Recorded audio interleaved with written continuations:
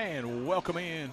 It is a rainy evening outside here in Chapel Hill, but nice and dry inside as we get set for some basketball action here tonight. Rivalry action as Cascade will make the short trip into Chapel Hill to take on the Rockets and Lady Rockets. Good evening. Troy Cashin, Ricky Sweeney, soon to be joined by Mr. Noble Mays, our production staff tonight, handling the board, Mr. Jace Schillig, and, of course, our camera woman, Miss Caden Anderson here, doing a great job tonight as this one will have a lot on the line. This is an important week of basketball for the Rockets and Lady Rockets. And, Ricky, for the Lady Rockets, they've dug themselves quite a hole. They're trying to get out of that 4-5 play-in game if at all possible. Right now, they just want to pick up a district win. Yeah, getting that first one would be a great big step for them. That win number one in the district would go a long way, but they've got to get something started. Can't wait any longer. It's our last couple of weeks of the district, and got to get something done here tonight. Yeah, and for Cascade, they've had kind of a revival this year. We had talked about they were young in the last couple of years. This year kind of gotten it together. And, Ricky, they're 2-3 right now in the district. But if you're looking at the ladies from Cascade, they're thinking, hey, we could go 5-3. They've got Grundy, who they have already beaten on the season by 10, and they've gotten a date with the Lady Rockets here tonight, and then next Friday at home to end up the season. They feel like they're looking at 5-3 in the district through their eyes. Of course, the Lady Rockets will have a lot to say about that, but for Cascade, they got a real shot finishing in the 2 spot if they play well. Yeah, Cascade's already beaten Grundy and Community, so they've already taken necessary step to get to this point. Yeah, the sad part for the Lady Rockets is they're already down 2 games because right now the Lady Rockets winless in the district at 0-4. Cascade's already picked up 2 district wins. Grundy's already picked up 2 district wins. Of course, those over the Lady Rockets, and Community's already picked up a couple of wins. So right now you got a lot of room to make up in the loss column. Yeah, with only 5 teams, there's not much room. You have to really get something going. So. Yeah, only 8 district games. You're halfway through it, so you got to make some hay on the backside of this schedule. And for the Lady Rockets, as we said, busy week. Tonight it is Cascade. On Friday night, you got Community on the road. Next week on Tuesday, you have Cannon County making a visit here, and then end up the district season the following Friday with a visit to Cascade. You and I were talking earlier before we went on the air about who finishes 4 and who finishes 5. Who finishes 4 gets a home game with the 5 team. Is that right? Right. So that's huge right there. Right now, this is really do or die tonight for the Lady Rockets. If they've got a hope of getting to that number 4 seed, they've got to win here tonight against Cascade. And if they lose here tonight, it looks like they may be, without some luck, they may be in that 5 spot because they've got a couple of games to make up already, and other teams would hold tiebreakers over them at that point. Right now, Grundy County, of course, holding the tiebreaker as they've beaten them twice. So for the Lady Rockets, this is a very important stretch. But I think the biggest thing is, Ricky, they want to continue to try to improve as a team.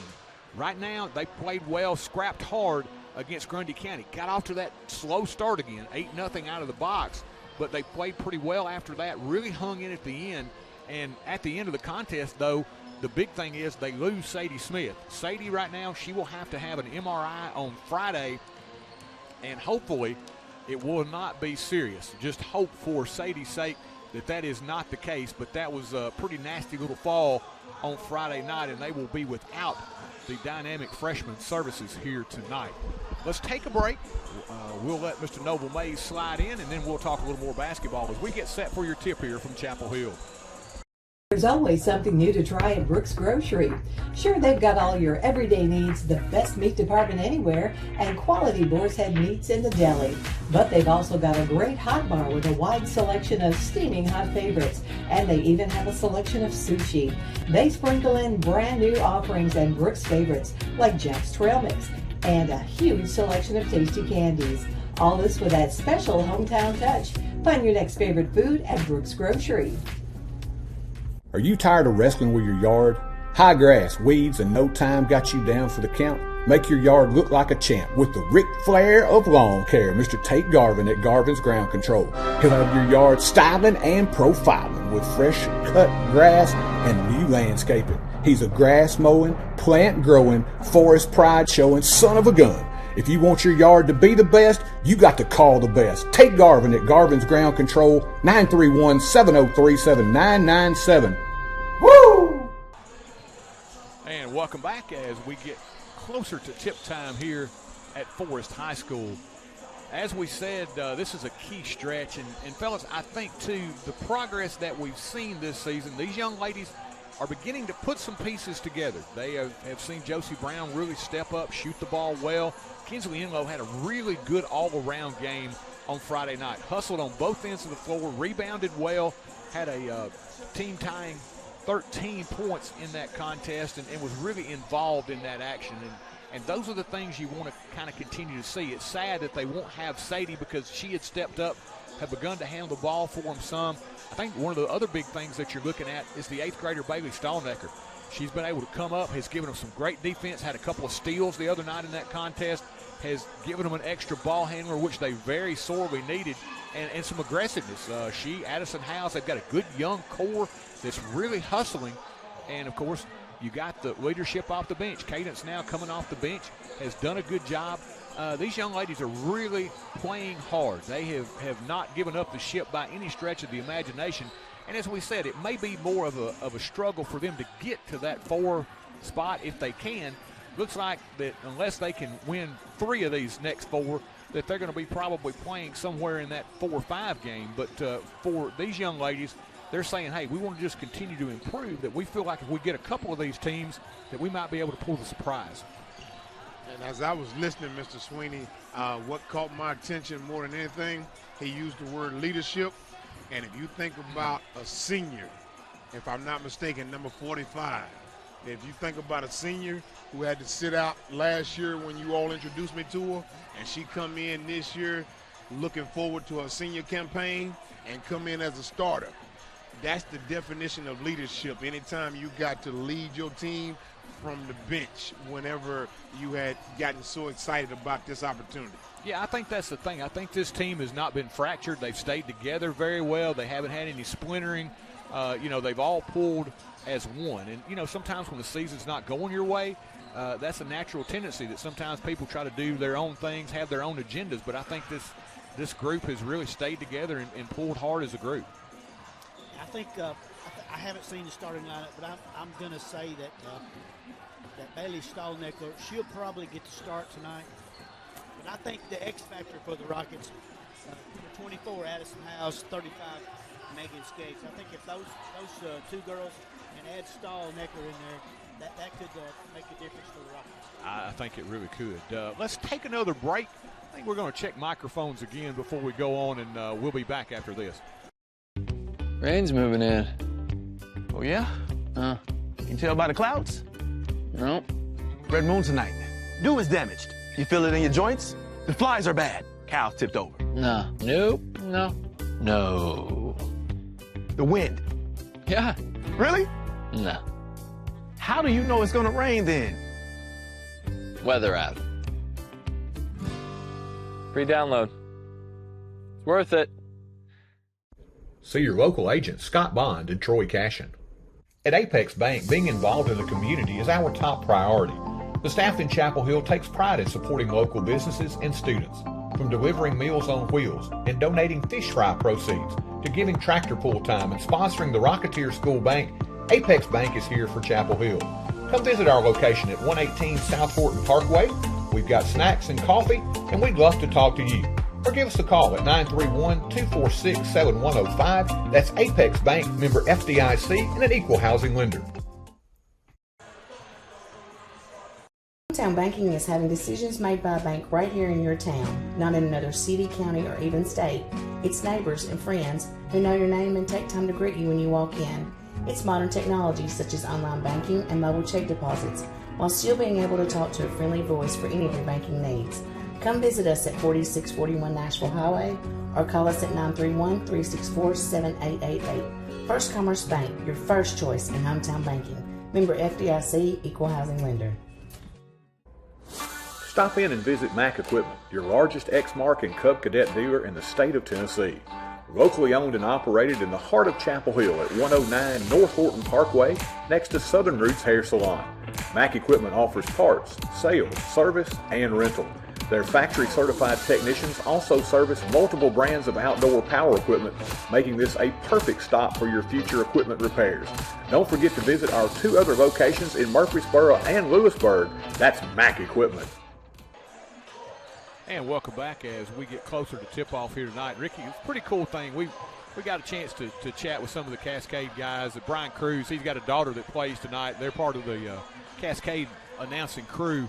And he was talking about how pleased they were with the progress that the ladies have made this year for Cascade. They were young, of course, the last couple of years, taking their lumps, but this year they've begun to grow up, he said, and playing well. That's evidence. You know, they beat Community, who is, we all know, has been really the standout in the district for the past few years.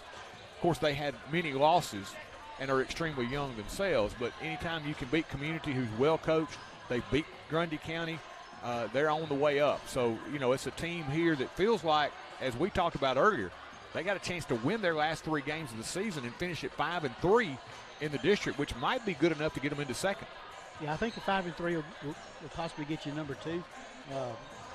Grundy County, they have beaten us twice, but I believe Grundy, that's the only 2 games that they've won in. That's the only 2 games that they won, yeah. And the sad thing about that is, Ricky, is you get down to where the Lady Rockets win a couple of games, they hold the tiebreaker because they've beaten you a couple of times. Right. And Grundy has been the team that has not been able to beat anyone else other than us. So, you know, that's one thing for the Lady Rockets, that you get into that situation where you do win a couple of games here late, you still got that tiebreaker situation you got to worry about. It's going to be hard to stay out. It's going to be hard to stay out of number 5. It is. It's going to be difficult. And like I say, I think the big thing the coaching staff has been preaching to these girls is, hey, keep getting better. We've got a few more games. We may be able to spring the upset in the tournament. Yeah. Cascade's going to be decked out in those black unis tonight with the orange numerals. Cascade, coached by Janie DeMumbrium, assisted by Kevin Woodson and Kaylee Adams. And it will be Jessica Ezel at the reins tonight for the Lady Rockets of Forrest High School as we get set for some Tuesday night basketball action here in Chapel Hill. Glad to have you aboard with us as we wind down this regular season, fellas. It's hard to believe we feel like we just got started. Well, basketball season, even though they play twice a week, for some kind of reason, it seems to go pretty fast. Yeah, we got this week and next week of the regular season, and then we're into the tournaments. We're going to go down to the PA table where Mr. Rick Howes will take over the festivities, give us our starting lineups, and the introduction of our national anthem. Before we get started tonight, I would like to ask everyone to please stand and remove your caps for the singing of our national anthem by Alex Whiteside. Oh, say, can you see by the dawn's early light what so proudly we hailed at the twilight's last gleaming, whose broad stripes and bright stars through the perilous fight o'er the ramparts we watched were so gallantly streaming, and the rocket's red glare, the bombs bursting in air, gave proof through the night that our flag was still there. Oh, say does that star-spangled banner yet wave o'er the land of the free and the home of the brave? Wow. This Alex Whiteside with our national anthem here as we get set now for our starting lineups. T-Roy, what you say the young lady's name was? Alex Whiteside. Man, it is special. They are coming in from the concession stand, peeping in here to see who that is singing the national anthem, my man. I'm telling you, we have an abundance, an embarrassment of riches in singing the national anthem around here. Sophie Ray. Number 13, Haley Gill. Number 14, Cadence Miller. Number 22, Keegan Young. And number 30, Susanna Cruz. So for the champions, it'll be Ray, Gill, Miller, Young, and Cruz. And now for the Lady Rockets of Forrest High School.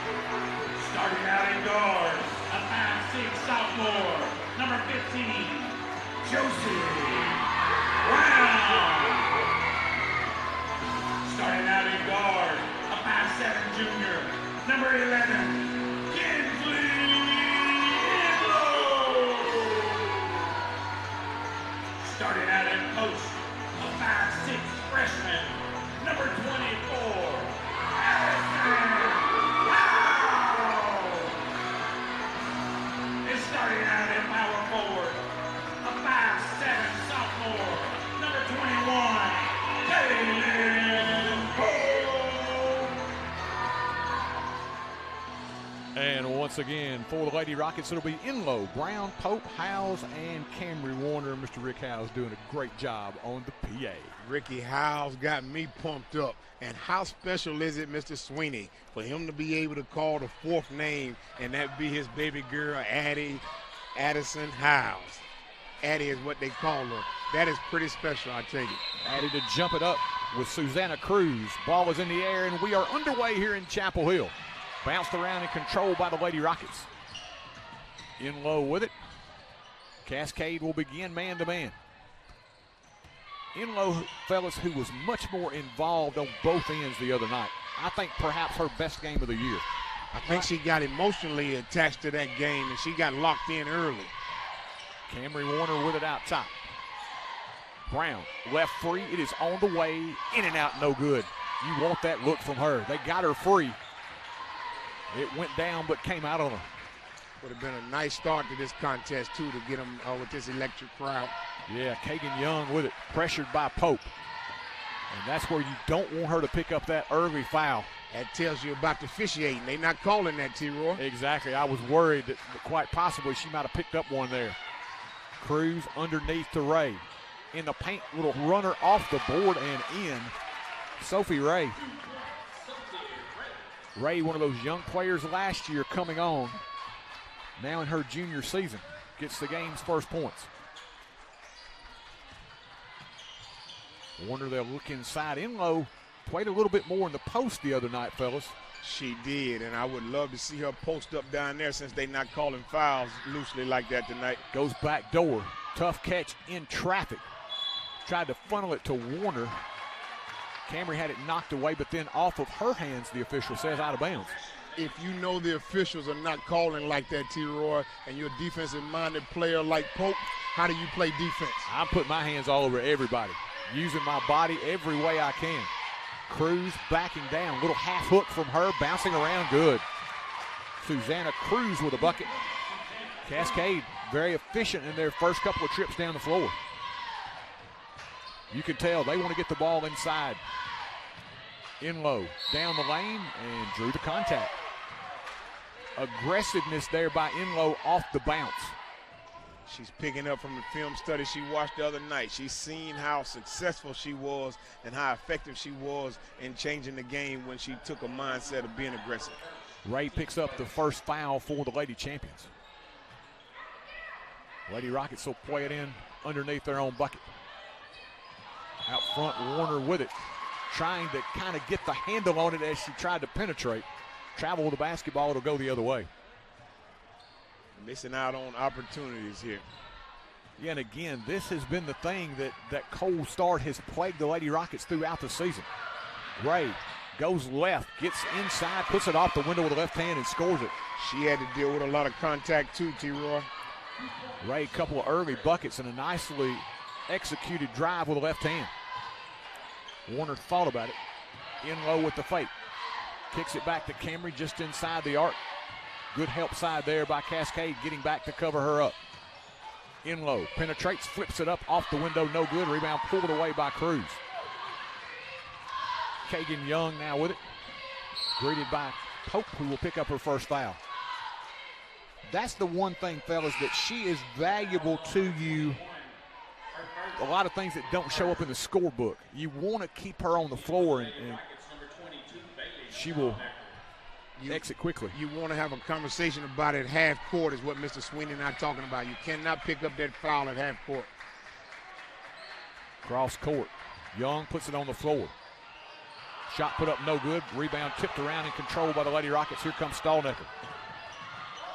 Stallnecker into front court. Lost the handle. Turned over, and here comes Young the other way. Young challenging underneath. Flips it up with the left hand and good. Kagan Young with a bucket, and this is how we started Friday night. 8-0 here early. Just over 3 minutes gone by. In low out top.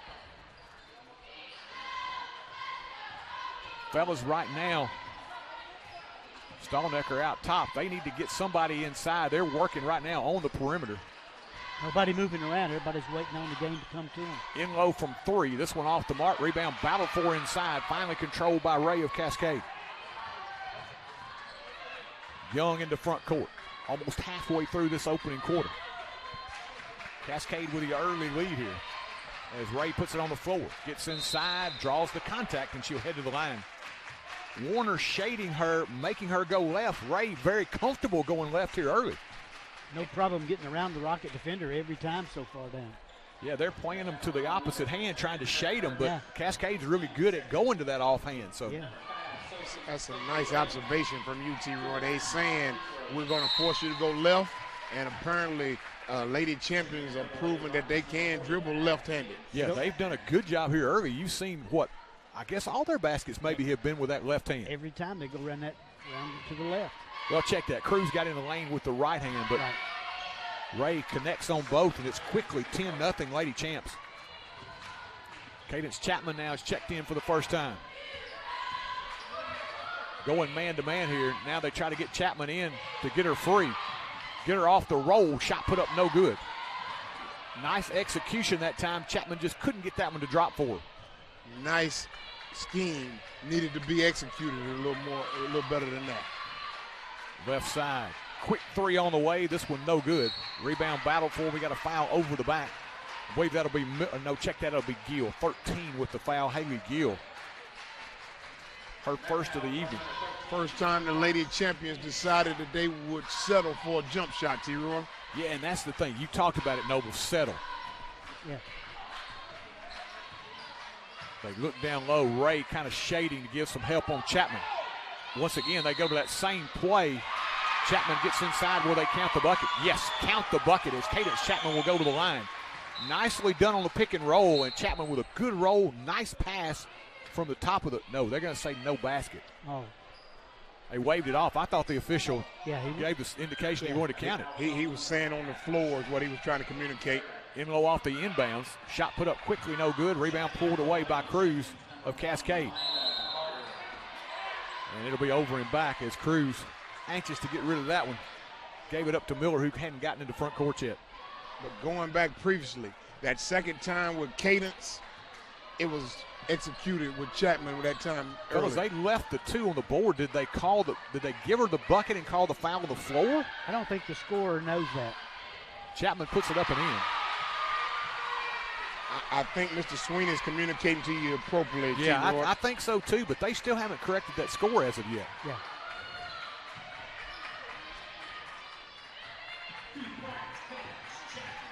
Now, this is the interesting thing.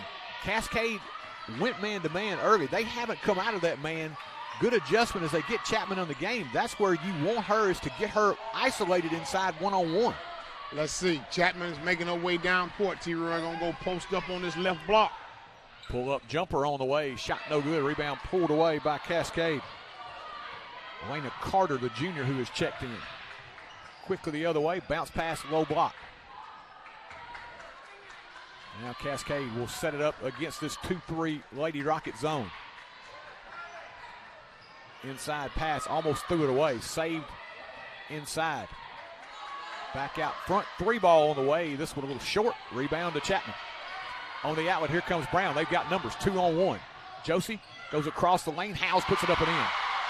Nice outlet by Chapman. She turned, kept it above her head, got it to Brown, who quickly got down the floor and made the right read. I only seen the ball get dribbled one time is what I loved about it. Inside shot put up no good. Rebound ripped away by Chapman in traffic. And we got a hold. It's going to be on Carter.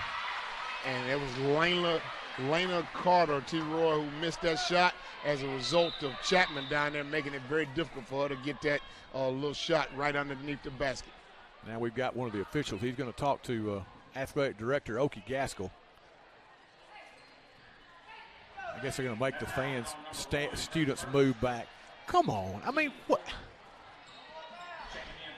If you can't make a call, that's not – this is trash early in the game. Kids are coming to the game. It's hard enough to get kids to come to the game as it is nowadays, much less when they're trying to get into the game and have some fun. You want to push them back. Jeez, they're not on the floor. They maybe had 1 foot on the blue line over there. They're not hurting anybody. Come on. All right, get off my old man soapbox now. Good battle down low there with Chapman. It's been a difference maker inside. This is the lineup that they wanted to get Chapman in against. Somebody playing man, and a lot of teams have just sunk back into that zone to try to just effectively take her out of the game. Yes, indeed. She's going to get 2, maybe triple team, it appears. It looks like they're going to force the Lady Rockets to shoot from the perimeter. Josie Brown picks up her 2nd foul. So that's a big one early. It's huge. Going to need her offensive production, T-Roy. Fellas, they've left that 2 on the board, scoring inside. It's Cruz again. Yes, indeed. Number 22, Young that time, T-Roy. Kagan Young. Oh, excuse me. I'm sorry. I thought that was Cruz instead of Young. My bad. It's all right. That's why we got 3 of us up here. Warner picks up the dribble. Gives it up to Enlow. Ball knocked away, stolen by Young. Young on the outlet, other way quickly. Lady Rockets get back. The Traeger Young gets inside, tries to go up and under and draws the foul. The aggressiveness offensively by Cascade has really paid dividends for them here in the first quarter. And I like how you said it, the aggressiveness. They have only settled for a perimeter shot twice, T-Roy. Everything else, they have put the ball on the floor and dribbled to the hoop. Young missed the first. She'll get another. Foul will be on Camry Warner, her first, team's 4th. I think the big thing right now is, fellas, they left that 2 on the board for Cadence Chapman. You know better than that, T-Roy. There's somebody for the Lady Champion who has a book. She's going to address that between the quarters. I'm going to be honest with you, I would have addressed that before now. From the corner, 3 ball, no good. Good box out by the Lady Rockets. Stallnecker with it. Under a minute left here, opening quarter. 12-6 Lady Champs. Inside pass to Pope, and it will be deflected off of Caitlin's hands out of bounds. It'll go back to Cascade. Turnover number 6 for the Lady Rockets here opening quarter, and that's been one thing that has plagued them throughout the season. Missed opportunities, T-Roy. Let's see if the Lady Champs will hold it out and play for the final shot of the quarter here. Their tempo has been really good, Noble. They are now, you saw them have some times last year as a young team. They had those times like the Lady Rockets where they had some droughts. They've been very consistent here in this opening quarter. And their game plan, they've been executing that to perfection. The idea is to get to the line if they get fouled. Open 3 on the way and good by Cruz. They gave her the 3. She took it and canned it. She's got 5, and the lead is now 9. I can't say I'm mad at them giving the 3 up. Nice pass from Stallnecker to Pope. Caitlin that time, I believe, needed to shoot that one. She was trying to be a good teammate and hit a cutter. She should have took that one off the baseline. They may not want to let them get down here, T-Roy. It's only 5 seconds. Young penetrates, gets inside, and what do we have? Jump ball situation, 0.1 seconds left on the clock. They could have put a little pressure on them to make them 5.5 a little more difficult than that. Jump ball possession, Lady Champion. Lady Champs will play it in. They just got to lob this one if you got any chance. No time to catch and shoot.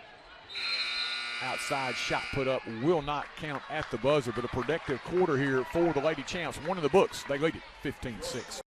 Funeral home and cremation services had its beginning in 1939 when Thomas H. Lawrence established the business. Lawrence Funeral Home has always strived to provide compassionate, dignified, and professional service to every family it serves, regardless of their circumstances.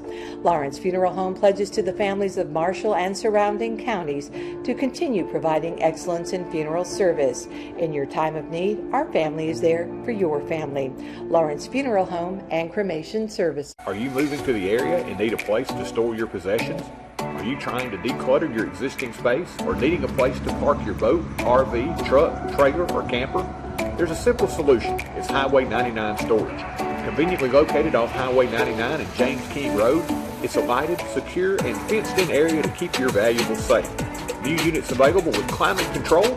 Call 364-5678 to rent. That's Highway 99 Storage. And welcome back. Miss Caden Anderson, if you can, let's get a little shot down here at the scores table. They are having a little conference here about the score. It is 15-6 on the board. We feel like maybe they're going to change this thing and go back to 15-4. Let's see.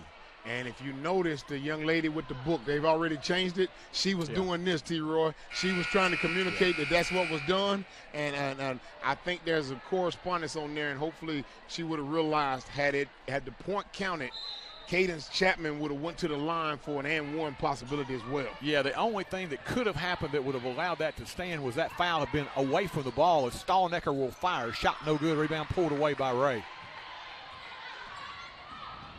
Back the other way quickly. Lady Champs in front court. Penetration. Dump inside. Intended for Ray. It gets rattled around. Ends up in the hands of Anna Clanton, who puts it up and in. Clanton connects. Her first two of the game. Things going right now. Nice lob over the top to Chapman. Good catch by Cadence. Up and in. Give Cadence credit for sealing them off, T-Roy, and leaving room for that entrance pass. Well, that was a nice, soft entry pass. I think that was Stallnecker that got it inside. Three ball trying to answer is Young and does so. Fellas, they have been so focused now on trying to keep them out of the paint. They've given them that three, and the last couple of times they've made them pay. And I didn't have an issue with them giving it to them based upon how much ease they was having getting on the interior. I didn't either. Chapman spreads out inside, double team, fans it back out in low from three, off the window and in. Three ball good from Kinsley Inlow. 11-point ball game now. 6:40 left here, second quarter. Straight on three, trying to answer, no good. Ball tipped around, controlled by Cruz of Cascade. Gets it back in the corner. She'll let fly from three, no good. Ray with the offensive glass. She'll put it up and draw the foul on Stallnecker. That's the one thing that you don't want to do is give up those second and third chance opportunities when you're getting back in the game. Think about it. You give up those additional shots at the basket, and you have the turnovers where you lose shots on the basket and give them extra. That's continuously giving them extra shots at the goal.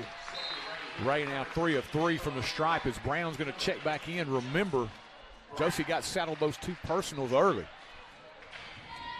Yep, took the offense off the court there that time. Ray hits them both.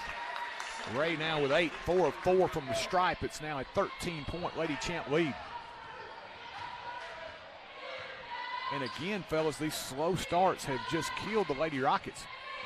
They've finally gotten settled down and kind of gotten into it, but that 10-0 start by Cascade has put them in a hole. Look at all the attention Chapman's getting. Calling for it in the corner. Three ball from Josie. Count it. Downtown. Josie Brown. Caden's getting triple teamed down there. Thank you very much, Mr. Sweeney. There's no entry pass existing. T-Roy, there's a bank shot that time, and there it is. Kagan Young off the glass. Fellas, let's say this, though. That's the way the offense is supposed to work. If Chapman can draw those double teams inside, that's where the shooters come in. Chapman in a crowd can't get that one to go. Pulled away by Cruz of Cascade. Brown is like happy for Chapman to do good because it gives her a little more room to shoot. It does. Had 3 on her again. They all come collapse. Young down the lane with a left hand, no good. Ray crashing the glass, knocked away but retained by Cascade.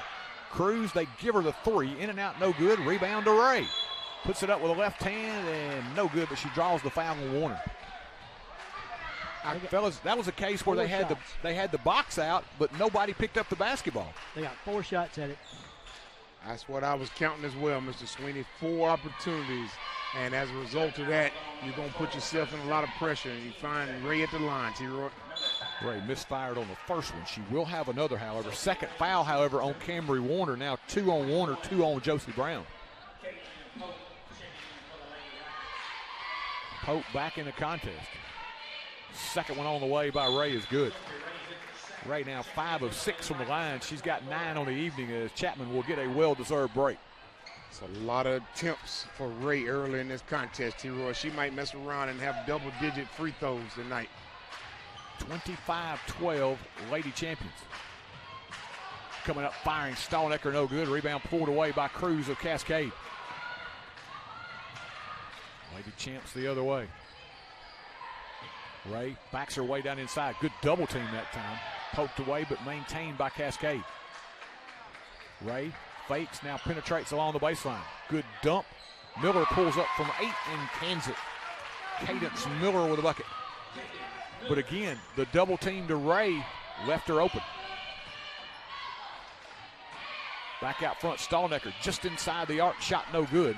Howes crashing the glass, couldn't corral the offensive rebound, and here comes Cascade.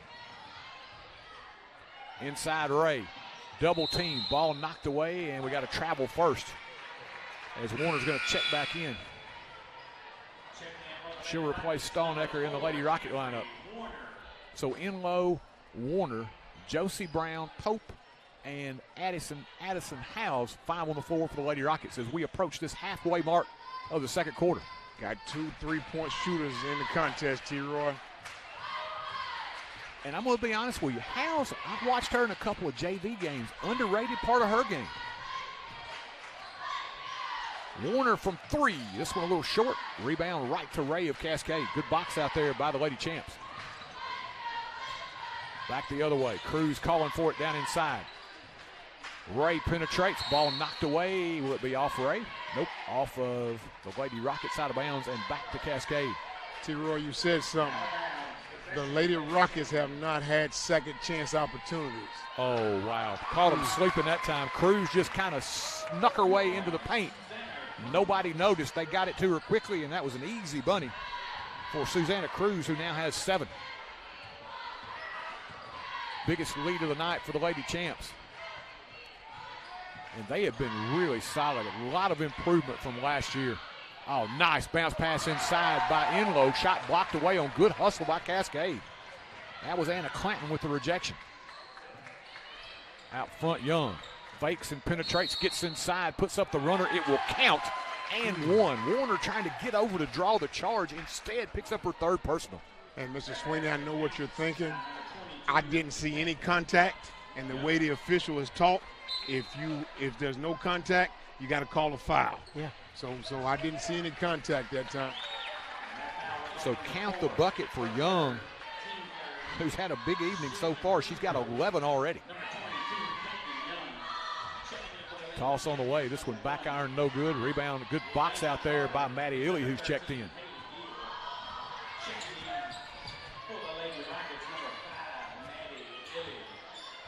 Warner with it. Right wing, gets that screen, continues her dribble. Now in low. They switch over on Kinsley. Cascade stays man-to-man. Lady Rockets did a good job on the pick and roll when Chapman was in the game, but I think Cascade's made a couple of adjustments now. They're just switching. In low inside, left-hand runner, no good. Rebound pulled away by Cruz. I like that move from Kinsley, being aggressive with the dribble. Case of different officiating. Should have called a foul that time, T-Roy. In the corner, Carter gives it up. Cruz gets in the paint. Little runner off the window, good. Cascade has just continued to pressure with the basketball and penetration. They are certainly making their way to the hole, T-Roy. No longer settling for a jump shot at the moment. Inlow lets it fly from 3. This one good. Kinsley Inlow knocks down the bomb. She's got 6. They needed that one. That ended a drought for the Lady Rockets. Carter left side. Put it on the floor. Cascade now will work it around the perimeter. Young fakes. Gets baseline, kicks it in the corner. Open 3 on the way from Miller, no good. Rebound battle for Cruz out of there with it for Cascade. She'll put it up, shot no good. Battle for the loose ball rebound. It'll be a foul on Cruz as Howes was battling with her down underneath. Battling is the proper word, T-Roy. She had her hands full down there, and she gave Miller, Cruz everything she could ask for. Timeout taken. We'll take it as well. 1:50 left here, second quarter. Rain's moving in. Oh, yeah? You can tell by the clouds? No. Red moon tonight. Dew is damaged. You feel it in your joints? The flies are bad. Cow's tipped over. No. Nope. No. No. The wind. Yeah. Really? No. How do you know it's gonna rain then? Weather app. Free download. It's worth it. See your local agent Scott Bond and Troy Cashin. At Apex Bank, being involved in the community is our top priority. The staff in Chapel Hill takes pride in supporting local businesses and students. From delivering Meals on Wheels and donating fish fry proceeds to giving tractor pull time and sponsoring the Rocketeer School Bank, Apex Bank is here for Chapel Hill. Come visit our location at 118 South Horton Parkway. We've got snacks and coffee, and we'd love to talk to you.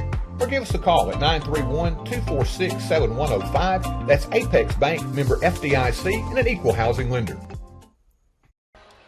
Welcome back. I think if you've got to use one word right now to describe this one, for Cascade, it's been efficient. That's a proper word, and I'm going to add one to it. They've been effective also, T-Roy. You're right. Very much improved Lady Champ squad. Inlow gets inside, and they'll call her for the double dribble. Kinsley trying to work her way down in the paint. I thought maybe Cascade might have got a hand on it. That is now turnover number 8 for the Lady Rockets. 1:40 left here, second quarter. Now, fellas, think about it. Early in the season, they were having 35, 37 turnovers. They've definitely cut that margin down. Cascade with it.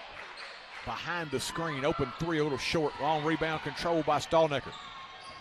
Bailey puts the foot to the gas pedal the other way, and we got a traveling violation.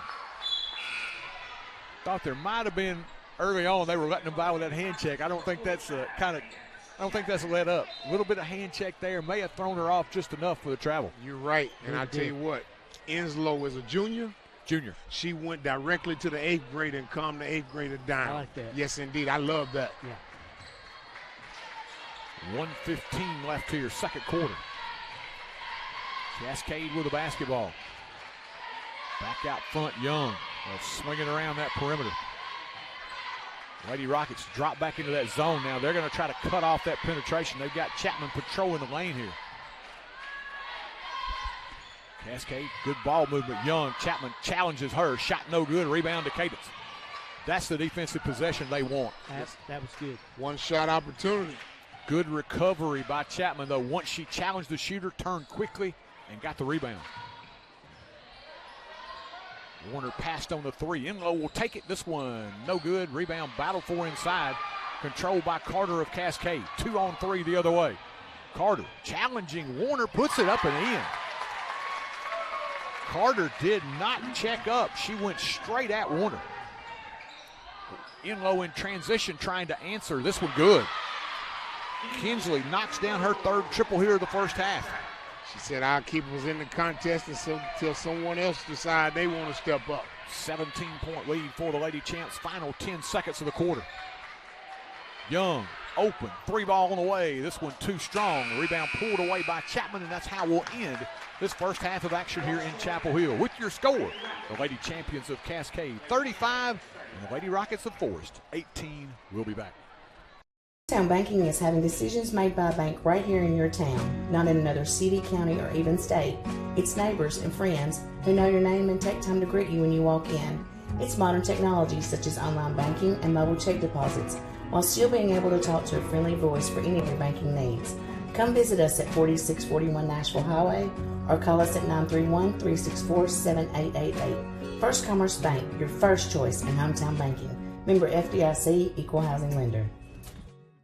Stop in and visit Mac Equipment, your largest Exmark and Cub Cadet dealer in the state of Tennessee.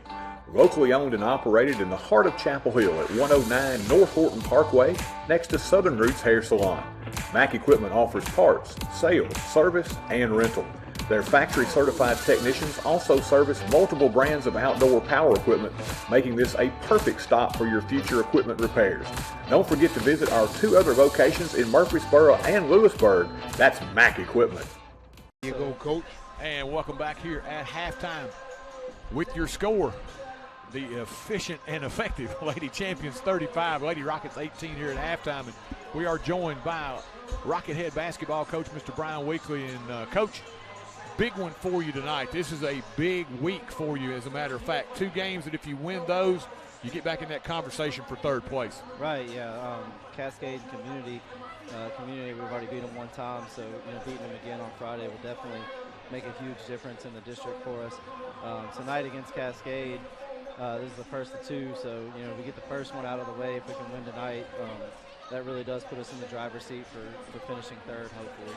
This has been a really strange year district-wise. You see where the Rockets beat Community. Community turns around, beats Cascade by 20. Right. Cascade beats Grundy, and then back Grundy still got to play Woodbury, but then you get Woodbury is beating us. So, it gets all the way around. So, you got to bring your A game each and every night. Yeah, every night anything can happen.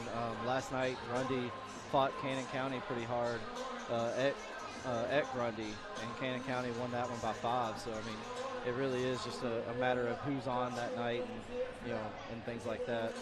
For you, I think, you talked about it. I think we sensed it late in the game. When it was 30-30, you really had that chat with your team and saying, hey, look, this one's ours for the taking. Right. They went on that run where Sanders hit the threes and then Parson got involved, but you got yourself in a position where you had a chance in the second half. Yeah, you're right. I told them the entire first half, if y'all just put the ball in the bucket, we're up 15 or 20 at halftime more than likely. Yeah. In the 3rd quarter, the referees were calling a lot of things on Grundy. And I told them straight up, guys, they're trying to give us the game right now. It's just up to y'all to take it. And unfortunately, we didn't score the basketball at that point. And then that number 25 caught fire for a little bit right there. It's just the way basketball is. He airballed twice in the first half and then hits 4 threes in a row. You never know.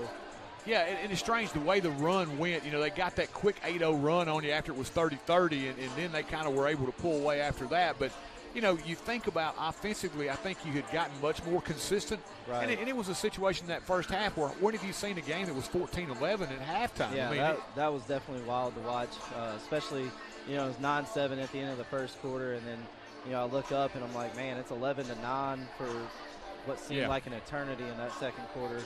And then they had 5 points right there at the end that took, gave them the lead because it was 11-9 and everything. But it's honestly just scoring the basketball is really all it is. Coach, help me out. I don't know very much about basketball, but I want to go back to what you and Troy just talked about. What is the conversation like when I talk to Mr. Sweeney and he tell me that both teams at halftime shooting less than 20% from the field? My entire thing at halftime, I literally walked in and just told them, I said, guys, if you put the ball in the basket, we win the game. I was like, that's as simple as it can be. We played great defensively. We locked up number 15 for the majority of the first half. 25, like I said, he airballed a couple because we closed out on him and he didn't get an opportunity to get a good look. We boxed out number 30, is it 24, 34, whatever number 34, yeah, strong, yeah. Him and number 10, we boxed those 2 guys out. We did a great job defensively in the first half. We did a great job up through the entire 3rd quarter until number 25 started hitting those shots. You went through a stretch where you talked about defending Parson. He had 7 early. Right. After that, it was the 3rd quarter, really. He had 2 free throws, and before he ever was really a factor in the game at all. So I think defensively you had to be really proud of the effort. I was definitely proud of it. And, like I said, they gave us the opportunity to win the game. They're 0 for 10 from the free throw line in the first half. That doesn't happen very often. Yeah. So I go to a junior pro game and I get better free throw shooting in the first half. So, especially Sam Parsons missing the free throws he did. For me, it was just like, guys, we just got to score the basketball, and we work on it every day. I mean, we spend an hour every day working on shooting the basketball, working on getting to the middle of the lane and hitting those Ben Villazon type shots. We work on finishing every day too. So it's a matter of getting the reps in and actually getting it to actually fall in a game. So. Coach, I want to ask you one more question. I don't know if it's a basketball question or a question about just human nature, human development. When you see the transition in the officiating in the second half, and you see that the officiating has shifted, right? What's the mentality from a head coach to the players out on the court? For me, it's just a matter of, if they're calling it tight, keep your hands off and things like that at that point. A lot of times I just try to make sure that they got the same, they got a good demeanor the entire game, and don't lose your mind on the referees, because I learned a long time ago, like, it's pretty pointless to lose your mind on the referees, because what they called is what they called, and they're just gonna call even tighter if you do go crazy on them. So. And Coach, what our statistician, Mr. Ricky Sweeney, is saying is what happened second half. You're looking at it right there. You got a visual of it right there. Yeah, we didn't play defense. I didn't know exactly what that was, but I didn't know. I know they caught fire, but 51 second half points by Grundy County kind of changed things. And as T. Roy said, they had two players just kind of went off for a brief moment there. We had that stretch right there at the end of the third and at the beginning of the fourth where we focused on 15 a little too much, and that leaves guys like number 25 open, and that's a recipe for disaster. We talked about it. We asked before the start of the game, because Noble would ask me that question. He goes, T-Roy, who is going to be, if you stop 15, who is going to beat you? And I said, I'm looking at this roster. There's nobody that particularly scares me, just looking at them. But, man, you get a guy that gets hot. Yeah. That's kind of what you had happen. But you got a chance tonight against a team that's kind of working themselves to gel and see where they're at this time of season. And that's going to be a tough one for us, anyways. I do my scouts and everything, and he's playing anywhere from 8 to 13 guys. It seems like. I've seen guys that have played 2 or 3 games in a row and then not played at all. So tonight's it's more or less for me. It's about protecting the paint and scoring the basketball. We do a bad job of protecting the paint, which a lot of that has to do with the fact that we don't really have anybody in the paint that can guard the paint. Bray's doing all he can. Tristan's just a freshman; he's still learning. And Ben Villazon is, he's a guard. Yeah, so. Man, Coach, we always love talking to you at halftime. We could do this the whole time. Definitely. Coach Weekly here, join us. Always glad to have him. We'll take a break. We'll be back with second half action here on TC Sports 1. Funeral home and cremation services had its beginning in 1939 when Thomas H. Lawrence established the business. Lawrence Funeral Home has always strived to provide compassionate, dignified, and professional service to every family it serves, regardless of their circumstances. Lawrence Funeral Home pledges to the families of Marshall and surrounding counties to continue providing excellence in funeral service. In your time of need, our family is there for your family. Lawrence Funeral Home and Cremation Service. Are you moving to the area and need a place to store your possessions? Are you trying to declutter your existing space or needing a place to park your boat, RV, truck, trailer, or camper? There's a simple solution. It's Highway 99 Storage. Conveniently located off Highway 99 and James King Road, it's a lighted, secure, and fenced-in area to keep your valuables safe. New units available with climate control. Call 364-5678 to rent. That's Highway 99 Storage. And welcome back. We'll take a quick look here at halftime. Ricky, your scoring totals. All right, Rockets 7 of 21 from the field. Didn't go to the foul line. 9 turnovers.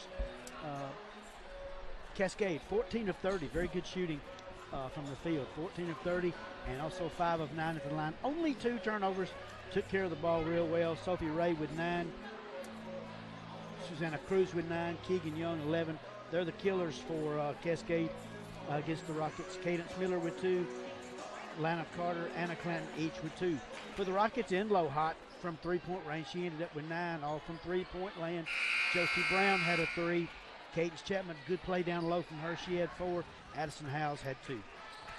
We get set for this third quarter of action. Lady Rockets need a rally here. And no, they need to get it started early. And they do. And Troy, I don't know what you do against a team that was 14 out of 30. Yeah, Cascade shot it really well. And Noble, a lot of those very high percentage shots. Yeah. Ray off the baseline. Fakes, puts it on the floor against Warner. Cut off by Cameron.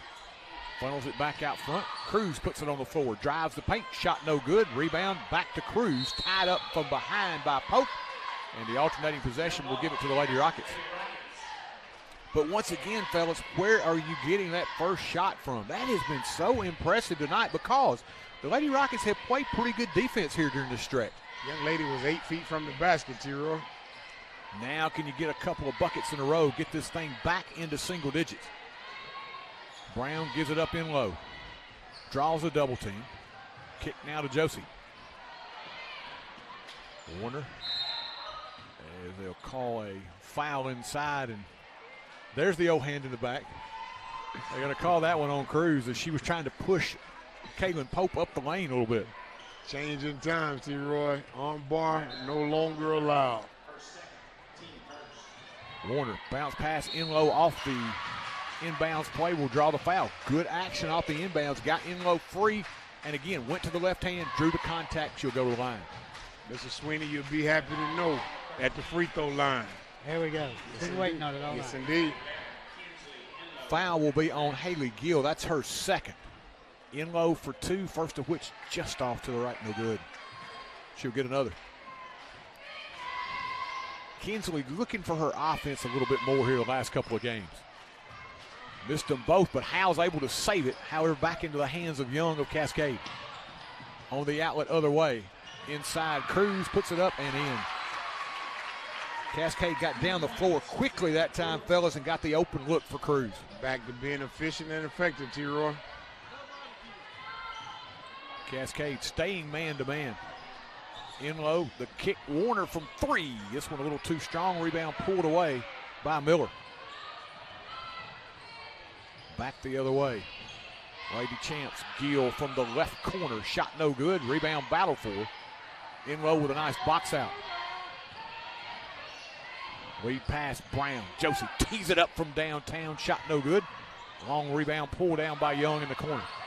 Young now looking to run. Across the time stripe in front court. We got a foul out front on Pope. That's the one thing, fellas. All her fouls come beyond that three-point arc, and you don't want her to lose fouls. She's too valuable to you as a defender in the paint. You don't, and I was wondering how the officiating was going to work with Young and Pope out here. They both kind of aggressive with one another out here. You don't want to take away her aggressiveness, but you got to tell her, hey, you cannot foul 25 feet away from the basket. You're too valuable. Nice hands there by Caitlin. Picked up on the turnover by Enlow. She'll go the other way. Ball ricochets off the hands of Howes into the hands of Caitlin Pope, who puts it up and in. T-Roy, if I can come to the defense of the coaching staff, I'm sure they have communicated that you can't foul that far out. Cruz beyond the arc right side. Off the elbow, Ray. Nice backdoor cut. Good job by Cruz. Well executed play there by the Lady Champ. She's got 13 now. Once she got the ball, she didn't see a defender near her, T-Roy. That time, no help backside. As Howes all alone that time. She'll set the pick. Pope gives it up now to Brown. Josie, right baseline, into the corner. Warner fires from 3. This one a little too strong, pulled away by Cruz. Got a good look again, just couldn't get it to drop.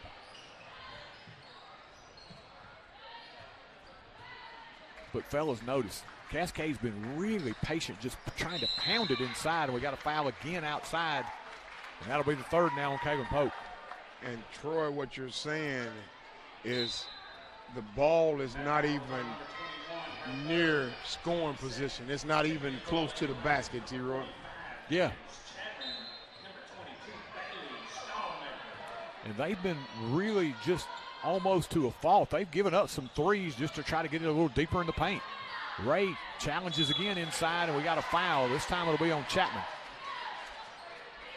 But once again, it's just a relentless attack offensively by Cascade. They're real intentional. It seems like the patience you're talking about is a case of them saying, we're going to try to get the best possible shot we can. Yeah, exactly, and I think that's the thing. They have just kind of imposed their will right now. They're saying, hey, you know, you want to give us the shot we want in our first initial possession or our first initial trip around the perimeter. We're going to just keep working it around, find somebody down low till we get the shot we want. In low from three. This one no good. Long rebound. Bounced around and controlled by Cascade. Cruz with it. Front court. Ray penetrates and kicks back now to Cruz beyond the arc. Lady Rockets in that 2-3 zone now. Ray puts it on the floor in traffic.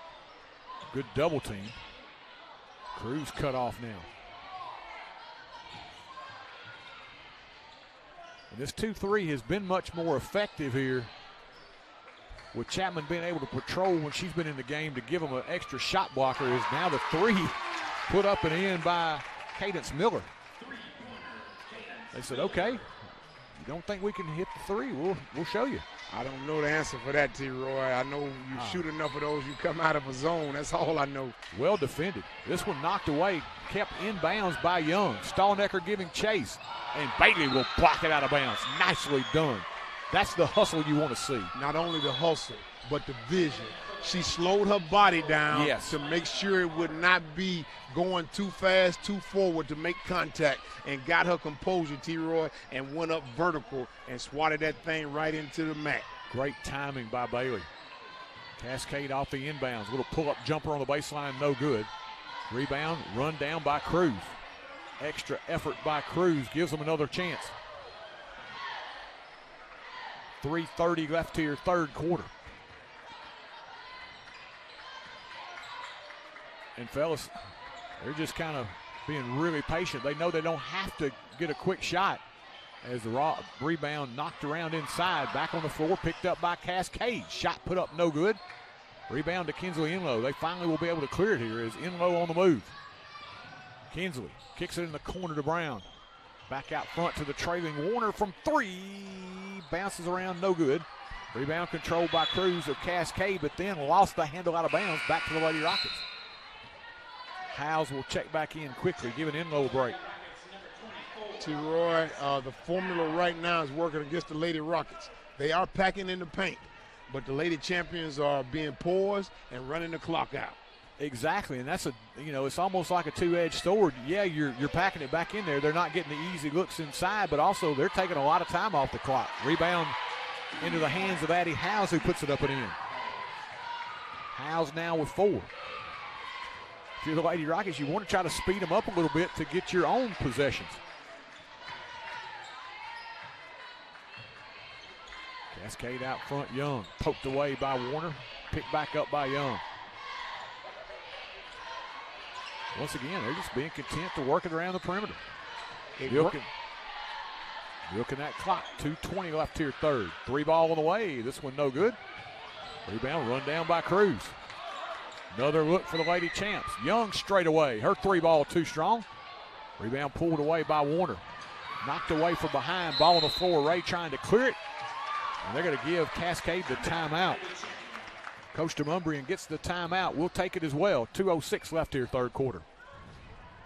Lewisburg Animal Hospital is Marshall County's premier small animal veterinary hospital. As part of the community since 1977, our 4 doctors and highly skilled team offer preventative care, internal medicine, general surgery, and ultrasound. In addition, Maggie Rue Pet Retreat and Grooming Salon is located adjacent to the hospital and offers a full-service grooming and lodging for your companions. Give us a call to schedule an appointment. Lewisburg Animal Hospital is proud to be your other family doctor. And welcome back, 44-22, Lady Champs with the lead. And I tell you, I've been really impressed with the patience and the execution of Cascade. They are much, much improved. Yes, indeed, T-Roy. We talked about it earlier. They are not settling for anything they don't want. And they've gotten a number of second chance opportunities as well. give the Lady Rockets credit. They've played good defense here over the course of the last few games. Have been really fundamental on boxing out, those kind of things. Cascade just really worked hard on both ends. Young backs it out with a dribble. Minute 35 left here, third quarter.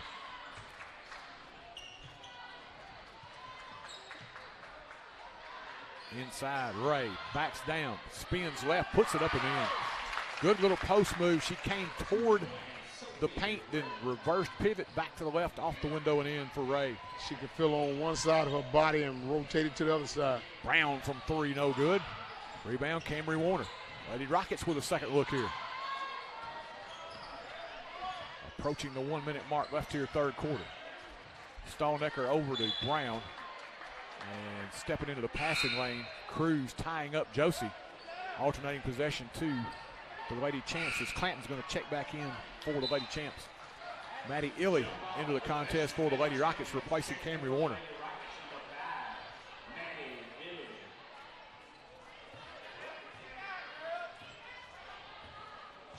As we talked about, Lady Champs have got the Lady Rockets and the Vi Queens for their final two. They're trying to get up in the standings here and finishing that two position possible. Cruz backs her way down, shot put up, and we got a foul inside on Howes. The help came from Stallnecker, but Cruz had gotten really good low block position early in the possession. She was very deep, T-Roy, and let's just be real clear. She had a size advantage also. Yeah. Don't the help need to come a little bit earlier, though? Yeah, you do. Yes, sir. Cruz toss, good. Cruz has just been really steady tonight. She's got 14. And probably, fellas, I'd say she'd be on the verge of a double-double. She's gotten a lot of rebounds as well. So you're right. 15 now for Cruz as we're under a minute left here, third quarter. In low, gives it up top. Stallnecker around the screen. Bailey will pull the trigger. Shot partially blocked. Rebound pulled away by Young. Half a minute left here, third quarter. Lady Champs will play for the final shot.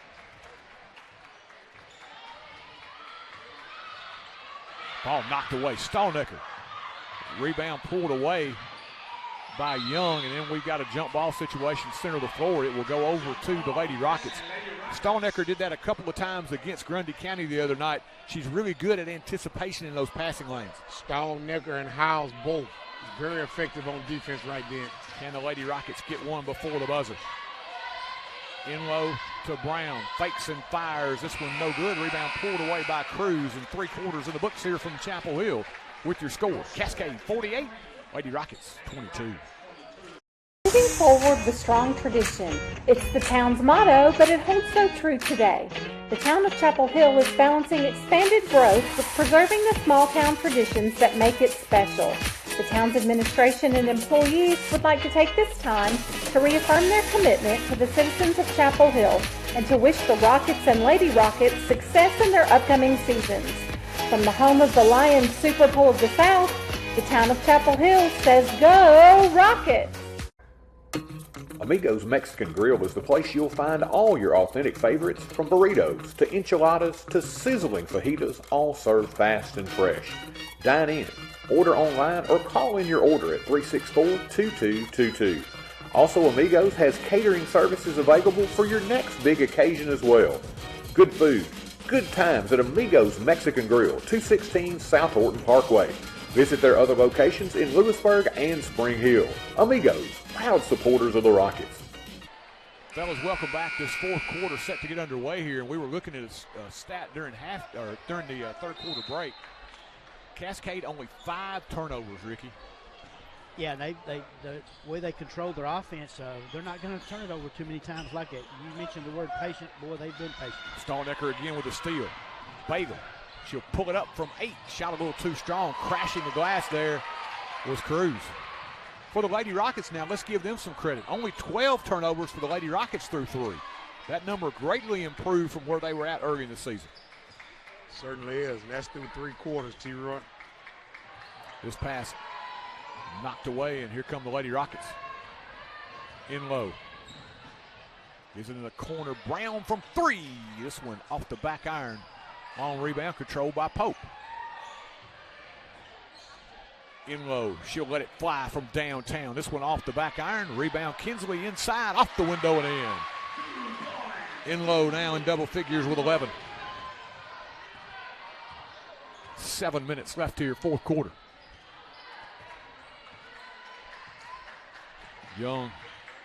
They'll just take their time now against that zone. And I think right now they may just be saying, hey, we're going to bring you out of that zone if we can. They don't have to as Ray gets baseline, converts, and draws the foul.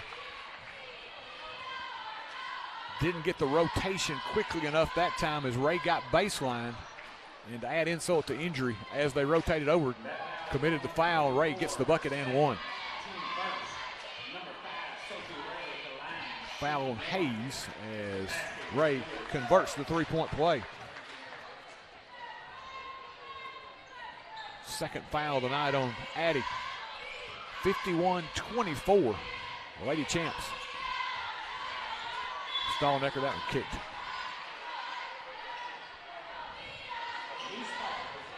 And fellas, we keep saying this after each and every ball game. There are things that the Lady Rockets are improving on. I agree. Yes, absolutely. I mean, the effort has always been there, but they've cut down their turnovers. They haven't shot the ball tonight as well as they have in previous games, but the hustle has been there as we see Howes again crashing the glass. No, you're not going to question their hustle, T-Roy. I wouldn't see anybody with the ability to be able to question their hustle. You know, I think the impressive thing is this team's young, and sometimes, you know, when you get down a lot, you have a tendency to drop your head a little bit. This group has not. They are in this game really giving it their all every possession. Howes hits them both. She's got 6. Lady Champs will go to the bench as Miller set to check back in. Ray out front to Carter. Gives it up Young. Stallnecker went for the steal, didn't get it. Young will pull the trigger. Shot no good. Out of bounds to Forrest. Mr. Sweeney, you'll be happy to hear the help defense showed up that time. It did. And again, it's just possession by possession. You just want to continue to improve. Inlow backs her way down inside with a left hand. Shot no good. Rebound battle for, controlled by Stallnecker, who gets it up no good. Finally cleared by the Lady Champs. But again, a couple of good looks there by the Lady Rockets. It's just had a lid on it here in the second half. Yes, indeed. According to Mr. Sweeney's stat sheet, they have plenty of shot opportunities for the Rockets. Just hadn't fallen.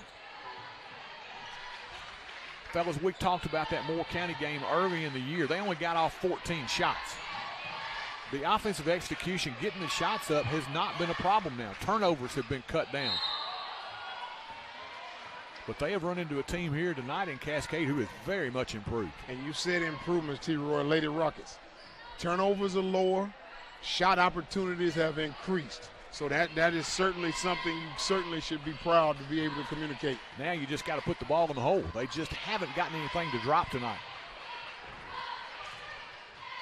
Inside. Stallnecker puts it up, no good. In low, battling inside. Shot blocked away by Cascade. Controlled by the Lady Champs. In low, a little slow to get up. Thinks she's okay as she gets back into the play. Bounce pass inside. Shot put up Young, good. Kagan Young. She's got 13 now. In low. Puts her head down. Puts the shot up, no good. Rebound, kick back in, controlled by Cascade. Clanton the other way. Kicks it left side. Miller to a cutting Ray. Blocked away nicely by Pope. Picked back up by Young, who puts it off the window and in. 4:30 left here, fourth quarter. Stallnecker to the baseline. In low once again. Penetrates, puts it up and draws the foul. Takes a nice little crash into that protected padding underneath. But she's realizing, hey, I can get by and get into the paint, draw that foul, go to the line. Gonna get an opportunity to get some of these Lady Rockets a breather, T-Roy. There's some at the table there, but This squad here has been playing up and down the court for quite a while. Shot by Enlow, no good. Checking in for the Lady Rockets, number 12, Mackenzie Crown. Number 35, Megan Skaggs. Checking in for the Lady Champions, number Skaggs is going to check in along with Kim for the Lady Rockets. As she hit the basket that time, had the extra one there, T-Roy, knocked it down. Enlow now with a dozen. Ray out front.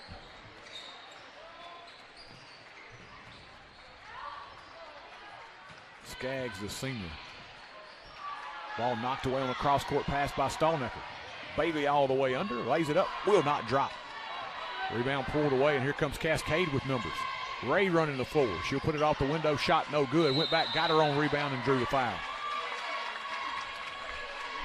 Good hustle as she got back to it. Kinsley Enlow trying to get back into the play will commit the foul. Not a better word other than hustle, T-Roy. Yeah. Ray's going to head to the strike. Ely set to check back in for the Lady Rockets as a toss on the way. No good. Chloe Smith will check in for the first time. Camry Warner back in the lineup as well.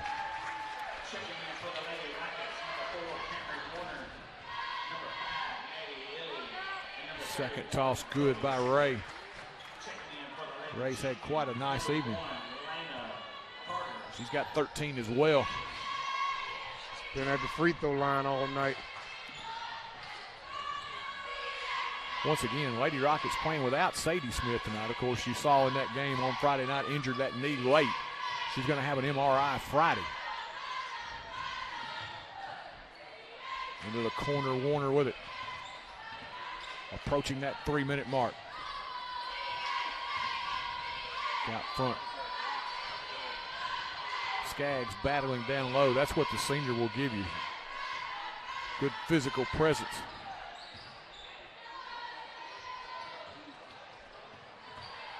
Lady Rockets working it around. 3 minutes now left here, fourth quarter. Smith on a wing. Lost the handle out of bounds, and it will be turned over back to Cascade as Anna Rabin's going to check in.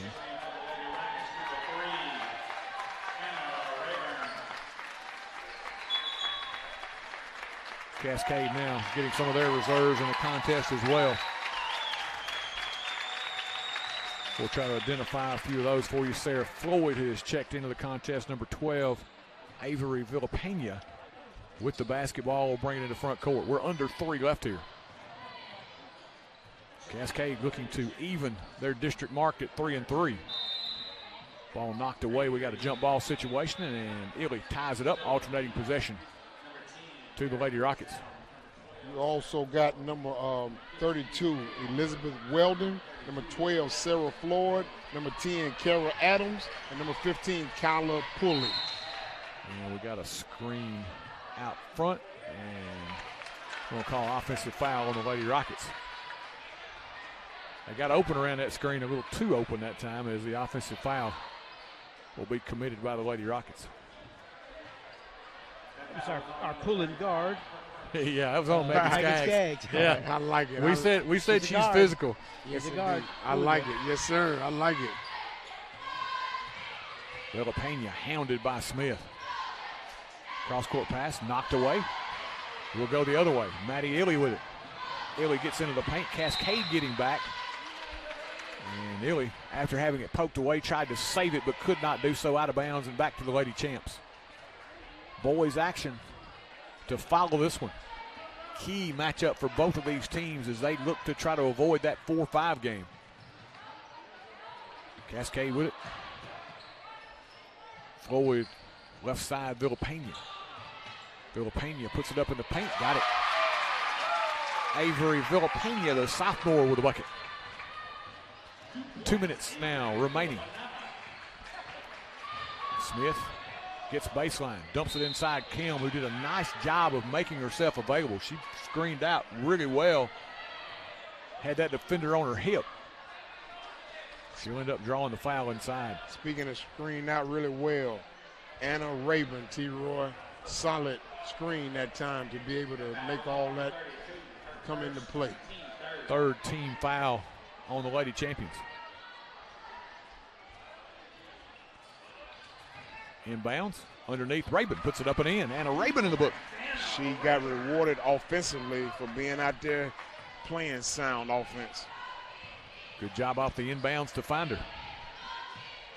Anna rings the bell for the first time tonight. Little Pena. Tried to get it out front.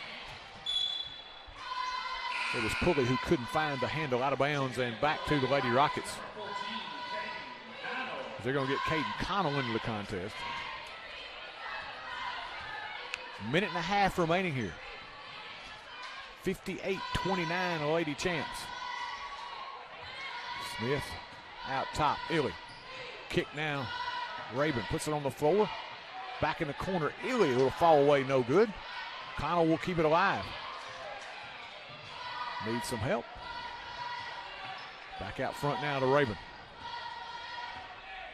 And a directing traffic. Tried to get it to Illy, 1 minute remaining. Shot put up, Smith just inside the arc, no good. Cam crashing the glass, out of bounds to the Lady Rockets.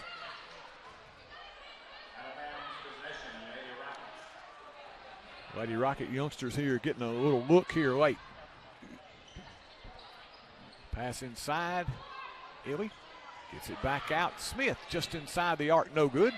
Rebound battle for control by Cascade. Knocked away out of bounds and back to the Lady Champs with 44 seconds remaining. With the loss, it'll drop the Lady Rockets to 0-5 in district play. Cascade will square their mark in the district at 5-5. Little Pena on the wing, out front, shot just inside the arc, no good. Rebound battle for out of bounds and back to the Lady Rockets. Final 30 seconds left here. Connell gets it in now to Chloe Smith. Anna Rabin, Maddie Illy, Mackenzie Kelm on the floor. Smith, baseline. Got by the defender, but as she turned the corner, it went off of her foot out of bounds, and Cascade will get it back. Lady Champs with another opportunity here. 10 seconds left. Smith giving good defensive pressure, will knock it away, and Cascade will play it in. That's what you talked about, T-Roy, hustle. Regardless of score, regardless of time, still playing. Hey, these young ladies are trying to make an impression for later on. Cross-court pass almost knocked away. Shot put up no good, and that'll do it. Impressive victory here tonight for the Lady Champs as they come on the road and win by a final of 58-29. We'll take a break.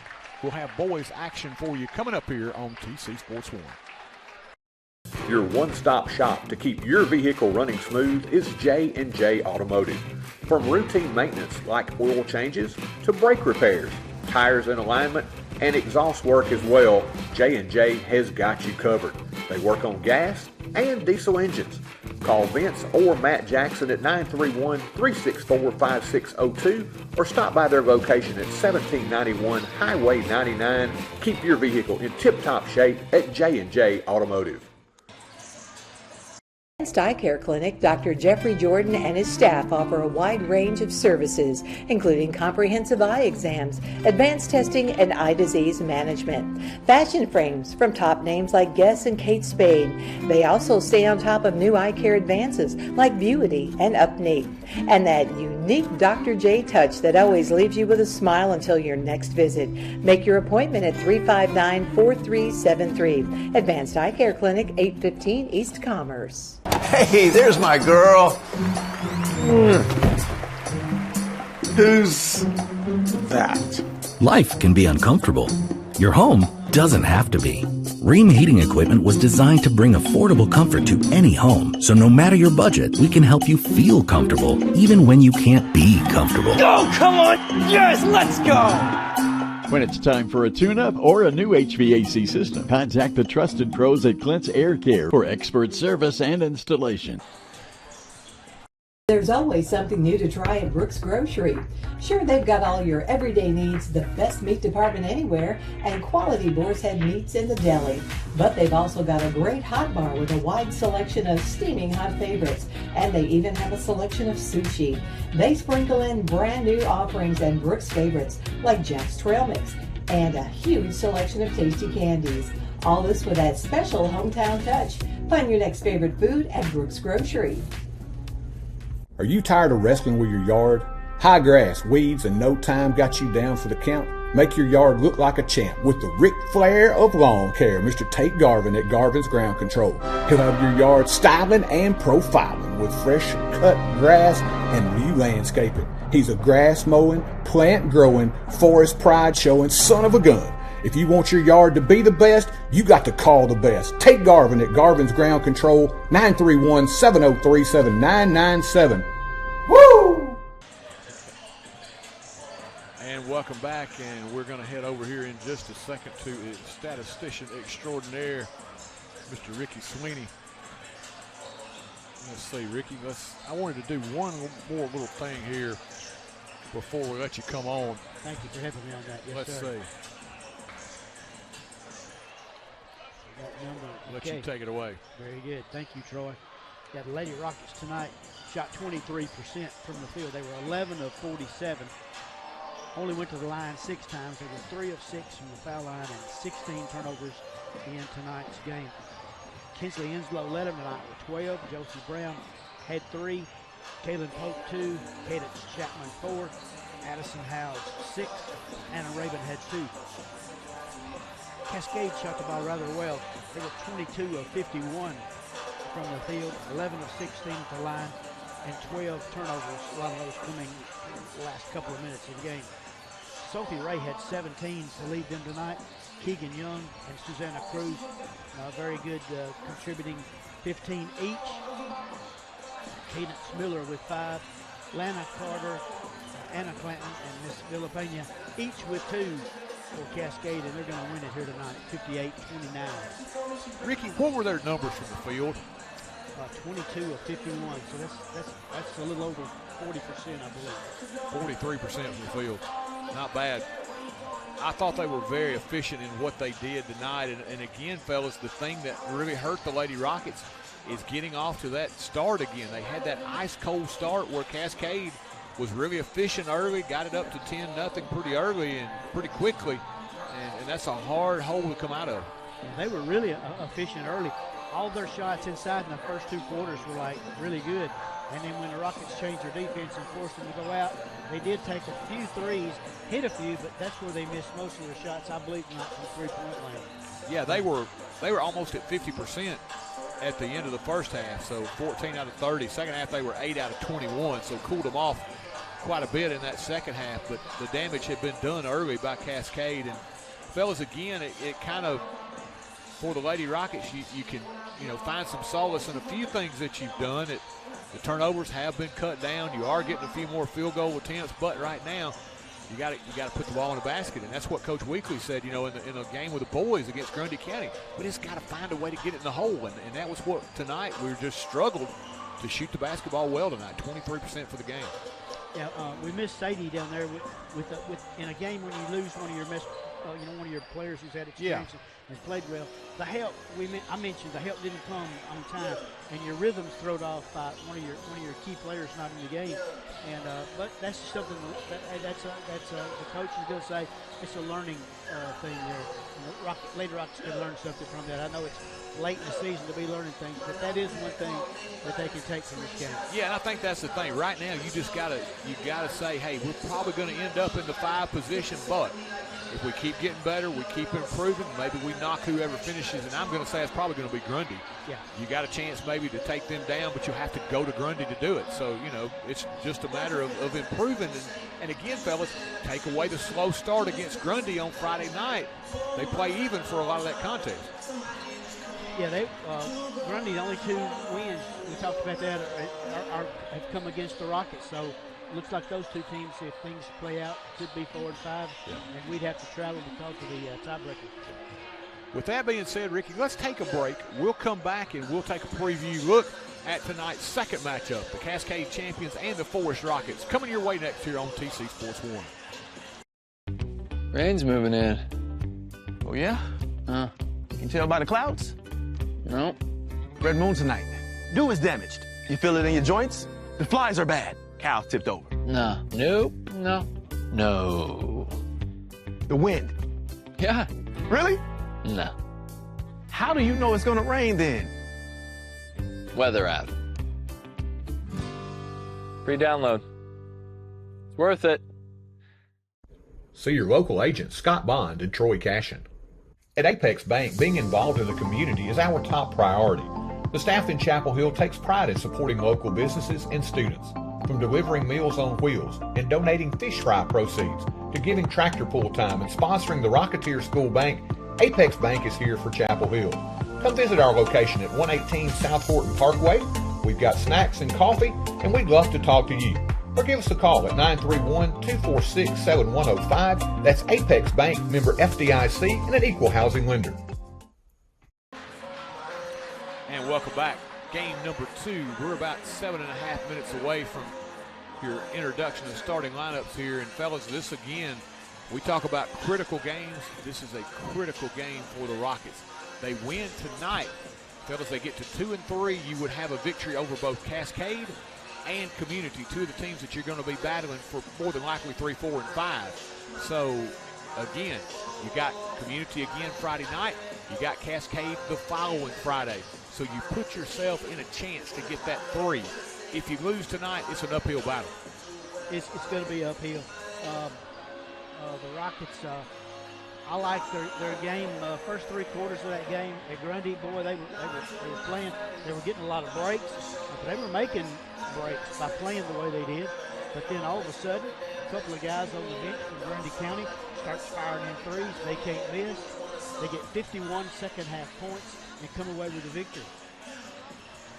Yeah, you know, I just, this season, I think Coach Weekly has done a really nice job with this group. Players talk about his intensity, his attention to detail. We really enjoy getting to talk to him. Got a really good knowledge of the game, and I think the guys really respect him. And I think they played really well. They just, at times, he said, we felt like we were in a position on Friday night to win that ball game. Just couldn't get it to go our way. Here tonight, as he said, you got to find somebody to put the ball in the basket. And help me out, Troy. Second half, they gave up 51 points against Grundy County. Yes. Coach Weekly said they played bad defense.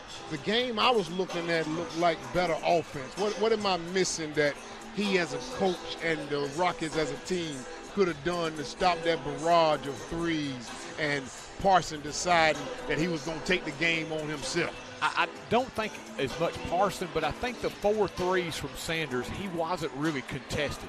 They rotated the ball across the floor, and he was open. I think that's where he's talking about defensively. They didn't play their best defense. Now, Parson, after Coach Butner came over, and we made mention of that, Butner came over, and he was right up grill to grill with Parson, and after that, Parson really responded. Yeah, I think Parson only had 7 points in the first half. He got those in the first quarter. Yeah. Ended up with 28. And he wanted the ball, looked for the ball, and he did something with the ball when he got it. Coach motivated. He was motivated.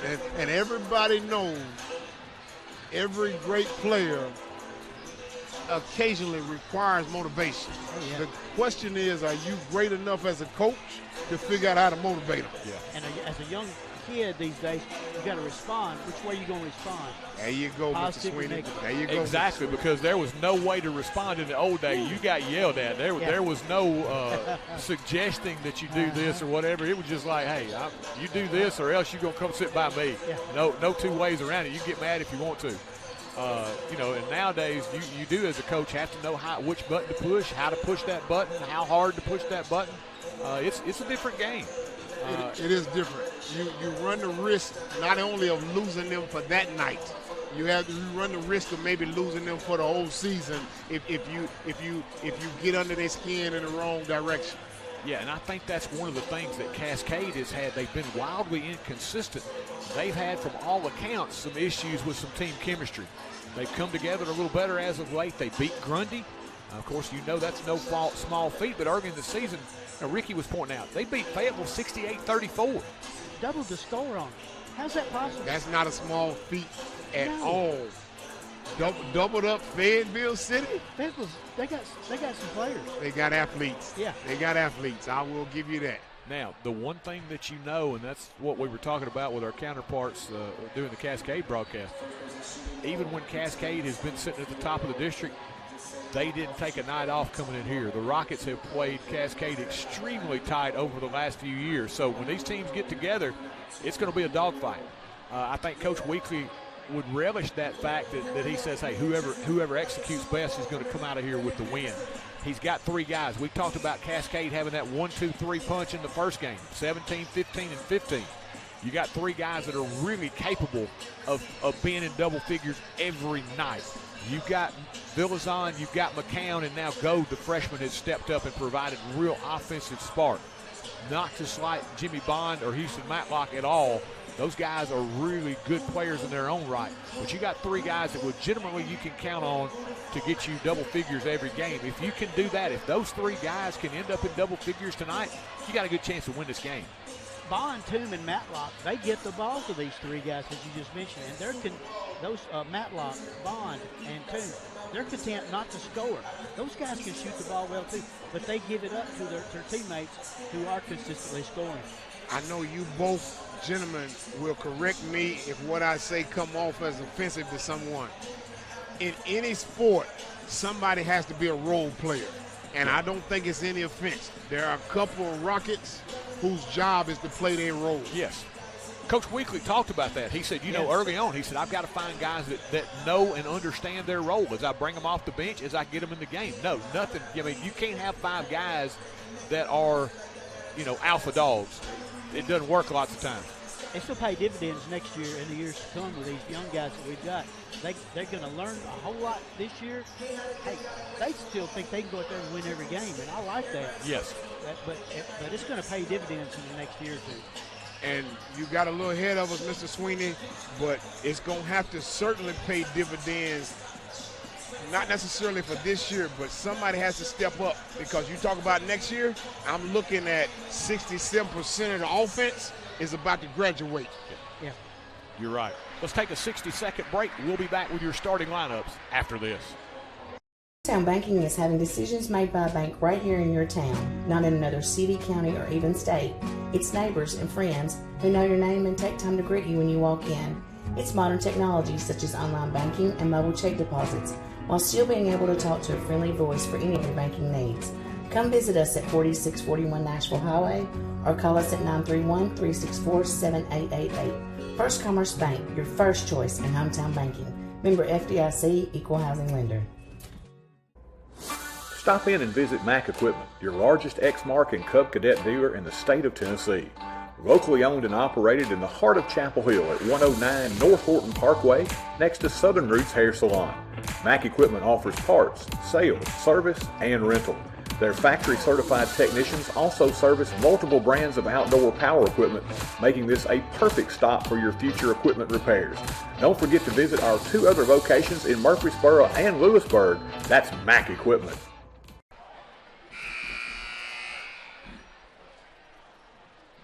And welcome back as we get set for game number 2 here. If you're just joining us, Lady Champs prevail in the opener as we get set for your starting lineups here in game number 2. Get to the lineups for the Cascade champions. Number 11, Zach Crosland. Number 12, Saban Bird. Number 14, Isaac McElroy. Number 20, Henry Stone. Number 25, Tyler Rogers. Champion coach, Chris Lawson. Watch the three-pointer! They're going to shoot 3! We get a little strategy with our starting lineup, folks. And now for the Rockets, coached by Mr. Brian Weekly, assisted by Mr. Tyler Juice Rumley.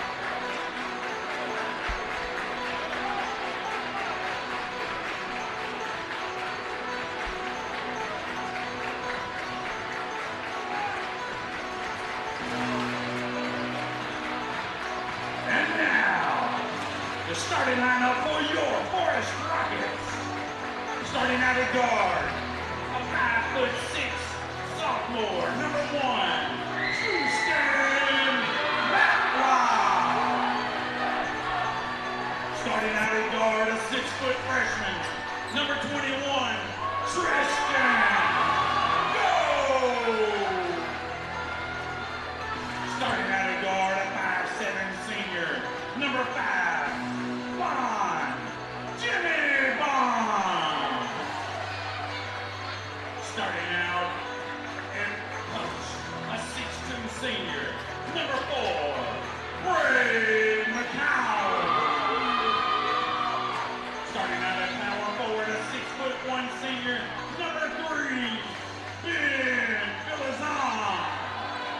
And your head coach for the Forrest Rockets, Brian Weekly. And Mr. Rick Howes, as always, doing a great job with those introductions as that gets you set for game number 2. It'll be Crossland and McCown to tip it up here. Big one in the district here tonight. As Coach say after Mr. Ricky Howes does the PA announcement, if that doesn't get you ready to play, I can't get you ready. Tip in the air, controlled by the champions. Stone with it up top. Rockets will begin in the 2-3 zone. Crossland gets it. Free throw line extended. Work it back left side. Cascade also starting a freshman in Rogers. He's got it on the wing. Lets it fly, and it's good. Good ball rotation by the champions there. Get the open 3 from the freshman Tyler Rogers. Or excuse me, sophomore Rogers. Cascade with the game's opening bucket. Bond with it. Fellas, the one key I think early is, do they get the motion that they need? Sometimes they get a little where they stand around and don't move without the basketball. You see them early, a lot of games, they're really crisp with their motion. And that doesn't make the defense play very hard when you're standing around. They're saving energy. Foul's going to be on Burris. Quick shot from 15, rattles in and out. Villazon had that one halfway down, but came out on him. Cascade clears. McElroy, double team. Baseline Crossland. He'll challenge inside. Villazon came hard from the backside and will pick up the foul. Goad was trying to pick up the charge low. Villazon went high to block it away, and Ben will pick up the foul. Nice little high-low action that time by the champs to get Crossland free baseline. Yes, indeed. I know there was a foul on Villazon, but I want to credit the freshman Gold and going in there and standing his position in there, T-Roy. That was an excellent defensive stance by Gold. Here's the other thing. Crossland next time will be aware, at least, of where Villazon is. Crossland, 1 of 2 from the strike. That's one thing, fellas. When you got a shot blocker, it's just human nature. You're going to see where he's at. Matlock with it. Mr. TNT has given him a lift since his insertion into the starting lineup.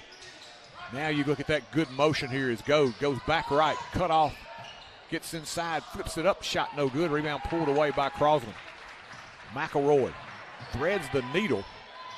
Ball picked up Burris. Shot no good. He'll get the foul. We'll put it up and in. Saban Burris with a bucket. Cascade off to the quick start, and the Forrest Rockets quick timeout. 30 seconds. We'll take it with them. Funeral home and cremation services had its beginning in 1939 when Thomas H. Lawrence established the business. Lawrence Funeral Home has always strived to provide compassionate, dignified, and professional service to every family it serves, regardless of their circumstances. Lawrence Funeral Home pledges to the families of Marshall and surrounding counties to continue providing excellence in funeral service. In your time of need, our family is there for you. And welcome back, fellas. I think we needed to just told the teams tonight, put 4 minutes on the clock, tell them we're ready to go. The first few minutes haven't been good for the Rockets and Lady Rockets here tonight. You would think they were traveling on the road or something, T-Roy. Cascade a quick 6 to lead it here early. 6:20 left here, opening quarter. Bond out front now to Houston Matlock. Gives it up now to McCown. Cascade man-to-man. Villazon on that wing. Crossland may have to have some help. McCown, corner three, rattles in and out. Both he and Villazon have had them go 75% of the way down and come back out. Off the baseline, Villazon. Oh, you got to get that up quick. Burris kind of posed for the camera as he turned that time, gave Villazon time to adjust and swat that one out of bounds. What happened was he got that student section round up. Burris comes back, gets that one blocked again. Inside, pulled away by Matlock. Good interior defense that time by the Rockets. Denied Burris a couple of times. Matlock thought about it. Baseline now, the cut by Goad, stolen away, and here comes Rogers. Rogers the other way. Takes it inside. Villazon says, get that stuff out of here. That's when you're Rogers, you look around and you're like looking for a call. It's going to be out of bounds to add insult to injury off of Rogers. Villazon knocked it off him out of bounds. Yes. Did you see the officiating, T-Roy? The one on the baseline was watching the ball, and the other official come in to help him understand that it went off of Cascade. I think Ben needs to learn the little finger wag by Mutombo, man. He has turned into a shot-blocking force here in the last few games. Different day and age, my man. Villazon, step back, three ball, no good. Rebound pulled away by Rogers. Working it quickly the other way. McElroy with the handle. Along the baseline, Crosland will pull the trigger. A little too strong. Rebound batted around out of bounds to the Rockets. Almost 3 minutes gone by here, opening quarter. 6-0 champs. Fellas, good shots. They just haven't found anything that will go down yet. Goad penetrates. Tristan off the baseline and out of bounds with the offensive foul. Let's see which one we get. I think the offensive foul. It's going to be offense. Yep. Goad will pick up the foul, his first. And if there's any indication, you can see how the ref comes up. The ref on the baseline has to be the same ref to take the ball out. So if he come up to announce it and goes back that way, going the other way. Here's the thing you watch. Good rotation over to the baseline to pick up that charge. Goad had beaten the initial defender. Rogers saves that one deep corner. Inside they go. Burris spins and fires. Got it to go and one. Sabin Burris in the paint. Absorbed a little contact, got the shot up, and got it down as the foul's going to be on Villazon. Being second.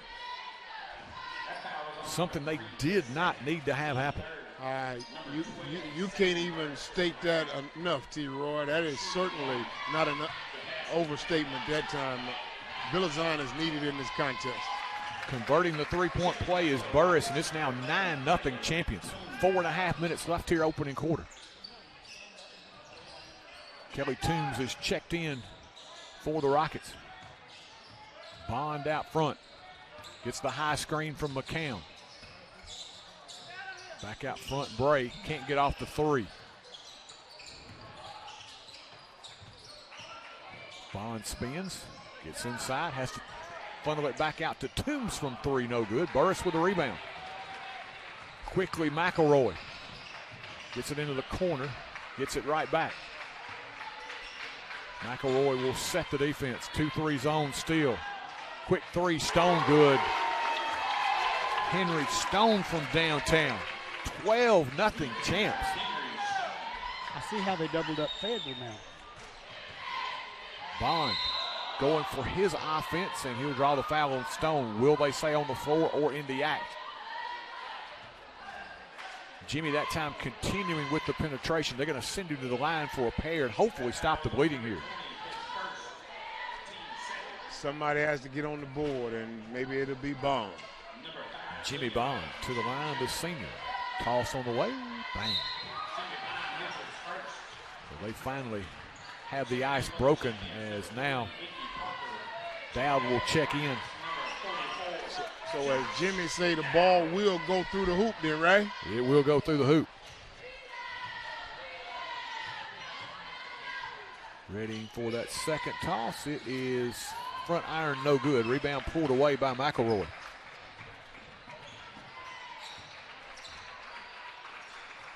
Cascade. Looking inside. Crosland gets it low, up and under. Shot put up, no good. Rebound out of bounds to the Rockets. Crosland got a good look that time, just a little too hard off the back of the iron. Great footwork, excellent ball fake and a pump fake that time by Crosland. Rockets the other way. Dowd. Try to get it to Toombs, who could not find the handle.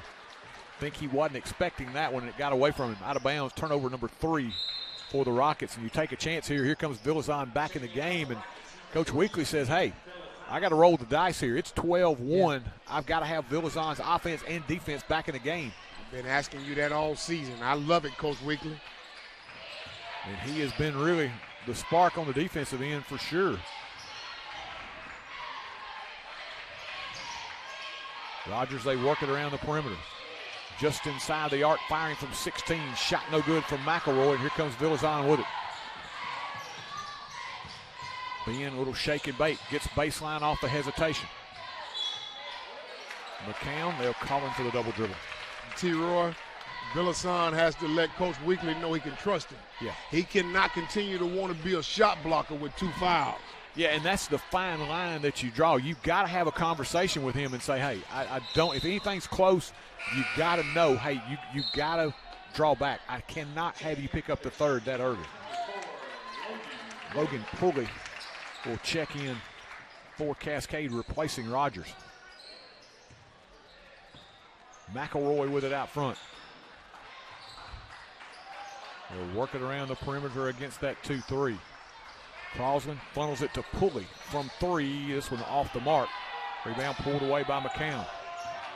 Gives it up to Gold, looking to run. Cross court now, Bond with it. Jimmy behind the back, goes baseline. Good defense there by Cascade. McCown now challenging the rim. This one won't go, and here comes Pulley the other way.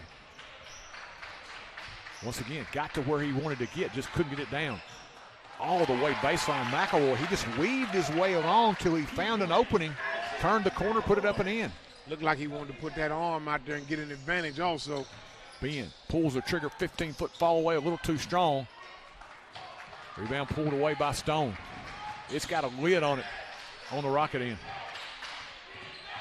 McElroy backs down, shot put up and in, and he draws the foul. He stuck with it. Got to give him credit there. Didn't think he had a chance to get the and one. He kind of absorbed the contact from Dowd, got it up there somehow, and it found its way in. Coach Weekly forced to burn another timeout here. 1:38 left here, opening quarter. Cascade early, 16-1. Moving to the area and need a place to store your possessions? Are you trying to declutter your existing space or needing a place to park your boat, RV, truck, trailer, or camper? There's a simple solution. It's Highway 99 Storage. Conveniently located off Highway 99 and James King Road, it's a lighted, secure, and fenced-in area to keep your valuables safe. New units available with climate control.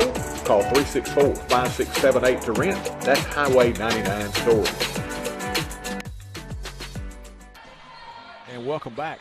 McElroy to the line after the timeout. Coach Weekly's been forced to burn a couple here as the Rockets just have been unable to get any offense going. They trail 16-1. McElroy looking to complete the three-point play, in and out, but the rebound pulled away by Cascade. They get another opportunity. Quick three, good. Tucker McGee, the senior, comes in and connects. They can't get them back all at once, but fellas, they got to begin to start chipping away here. 18-point deficit. And we got an offensive foul on Dowd, who's picked up a couple of quick ones in his time in. That means an offensive possession that they do not get a chance to put up points, T-Roy. And that is critical for Coach Weekly, too. He says, hey, I go to the bench, and I got one of my bench players picks up a couple of quick ones. 5 turnovers, according to Mr. Sweeney. Stone against a little pressure. Ricky Parker, the freshman, in as Pulley fires from 3 and connects. Logan Pulley from downtown. Can they miss? Not a lot of arc on those shots, T-Roy. McCown, turnaround jumper, left it a little short. Well contested inside as we're now under a minute. A lot of contact also, T-Roy. Yeah. Pulley into front court. Trying to use Houston Matlock and Jimmy Bond out front to maybe force them into a little more tempo. Pulley again, open three, got it. Those shots look good, T-Roy. I got to be honest with you. Doesn't have a lot of air on it. Those shots look good. And they're not getting to the shooter. You got a long time to load that one and shoot it. Villazon, 25 seconds left. Ben pulls the trigger. This one off the mark. Rebound to Parker. 0 for 8 for the Rockets. Start this first quarter. 18 seconds left here in the quarter. Cascade will get another look here. It's been all champs here in quarter number one. Parker turns the corner, puts it up, blocked away by McCown. They'll get another opportunity, though, with 6.2 seconds left. It's a nice move by the young man that time, too. It was very confident from the freshman. Off the inbounds, Parker gives it up now to McElroy with 4. McElroy into the paint, hangs in the air, shot put up no good, rebound follow no good. That's how we'll end this first quarter. Mercifully here from Chapel Hill, the Rockets ready to go to quarter number 2. They trail 25-1. Lewisburg Animal Hospital is Marshall County's premier small animal veterinary hospital. As part of the community since 1977, our 4 doctors and highly skilled team offer preventative care, internal medicine, general surgery, and ultrasound. In addition, Maggie Rue Pet Retreat and Grooming Salon is located adjacent to the hospital and offers a full-service grooming and lodging for your companions. Give us a call to schedule an appointment. Lewisburg Animal Hospital is proud to be your other family doctor. Your one-stop shop to keep your vehicle running smooth is J&J Automotive. From routine maintenance like oil changes to brake repairs, tires and alignment, and exhaust work as well, J&J has got you covered. They work on gas and diesel engines. Call Vince or Matt Jackson at 931-364-5602 or stop by their location at 1791 Highway 99. Keep your vehicle in tip-top shape at J&J Automotive. Ooh, UGLY, and boy, I can't tell you why, but it was still ugly. 25-1 after the first quarter. Ain't got no alibi. McCown gets in the paint. We got a foul on Cascade. It's going to be Crosland picking up the foul. His first. Team's first here in the quarter. Fellas, again, after that kind of start, you just got to dig yourselves out of the hole one shovel at a time. Matlock leaves it now with Gold. Tristan. You look at the help side right now. They're playing well off of those screens. When you roll around, you're rolling into a defender. Playing exceptionally well, T-Roy. There's no penetration possibility. Villazon from 15. This one no good. Rebound pulled away by Parker. Ricky, give me the stat again. How many shots did they get up in the first quarter? They were 9 for 20 in the first quarter. 20 wow. shots in one quarter. And how many threes? 5 threes. Pulley, who had a couple of them with the ball, matched up against Matlock. Penetration inside, almost lost it. But Cascade retains. A minute gone by here, second quarter. It's been all champs here tonight. Rocket fans were really ready here tonight, and they haven't had much to cheer about. Inside Parker, the lefty spins, leaves it out front. McGee from 3. This one off the back iron, and we got a foul.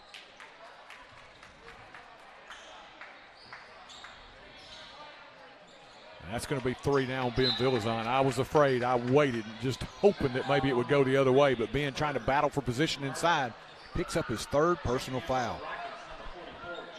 Josh Dowd's going to check back in, who has 2 in his own right.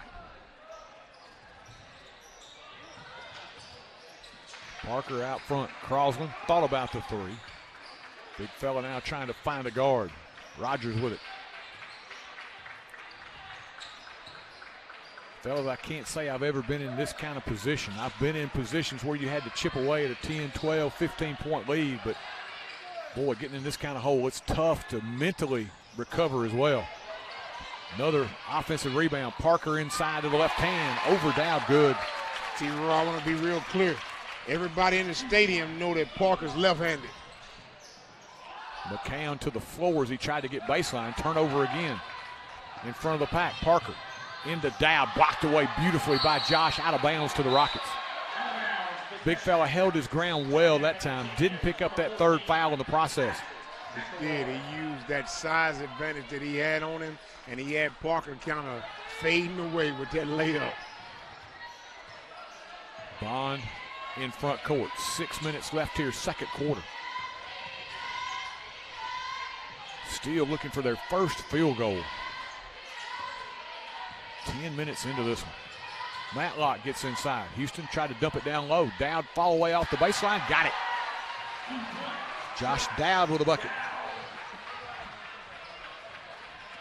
And fellas, if he can get some points and some confidence tonight, I feel like he could be a vital piece for him to provide some protection inside. Well, he's going to get plenty of playing time, I can tell you that. Will be knocked away again by Dowd out of bounds. Second block there by Josh.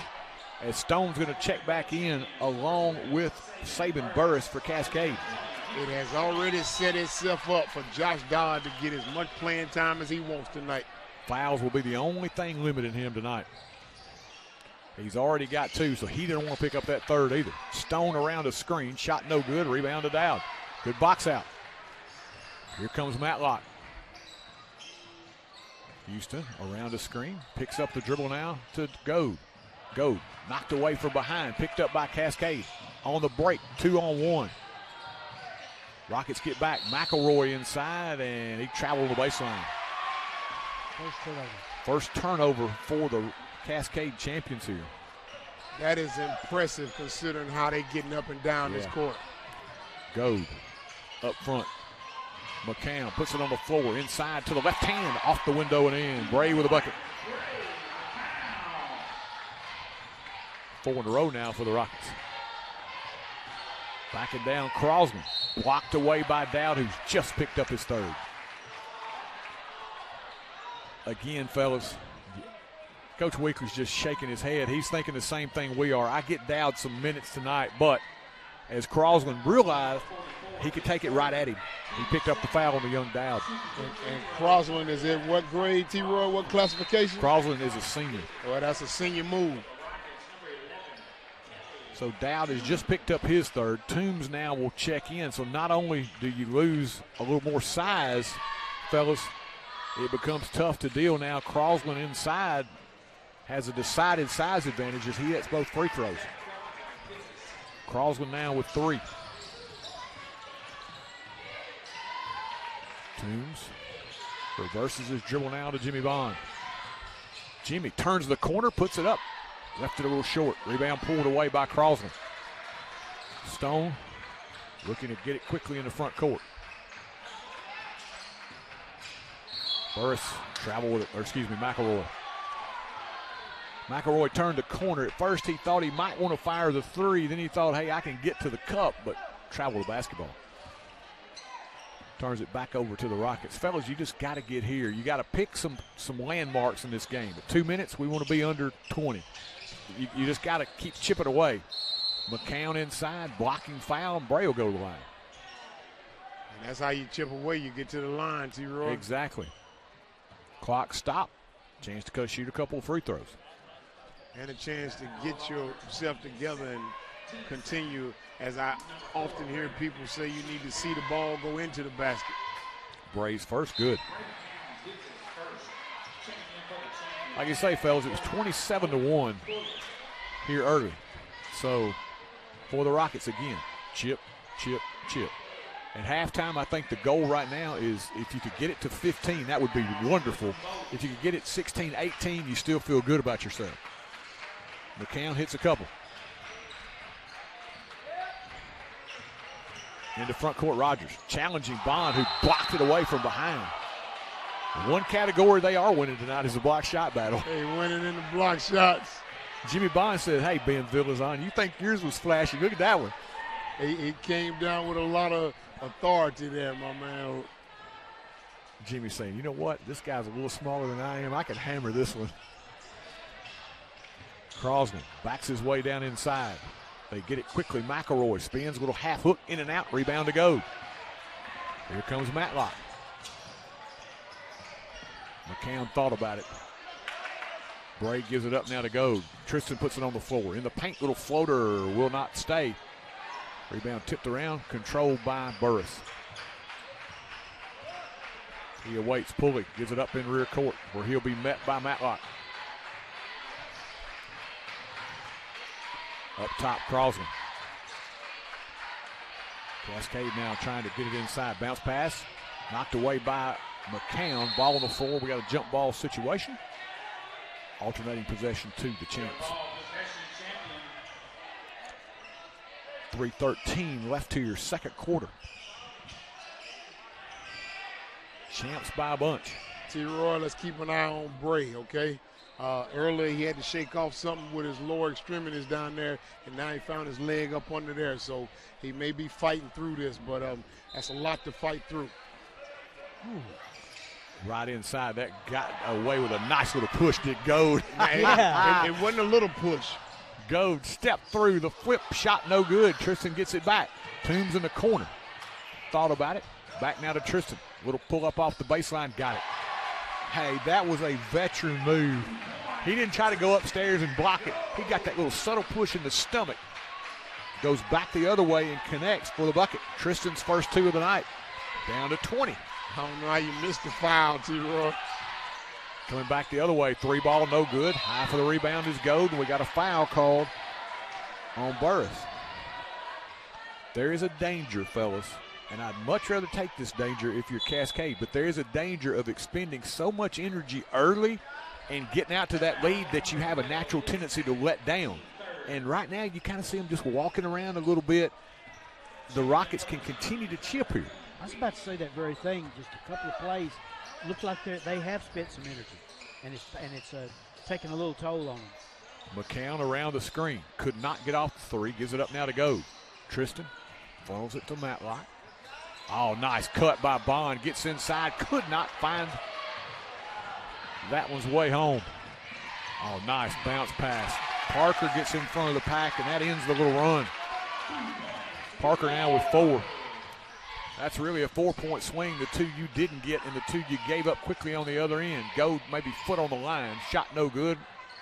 Parker high for the rebound. Under 2 left here, second quarter.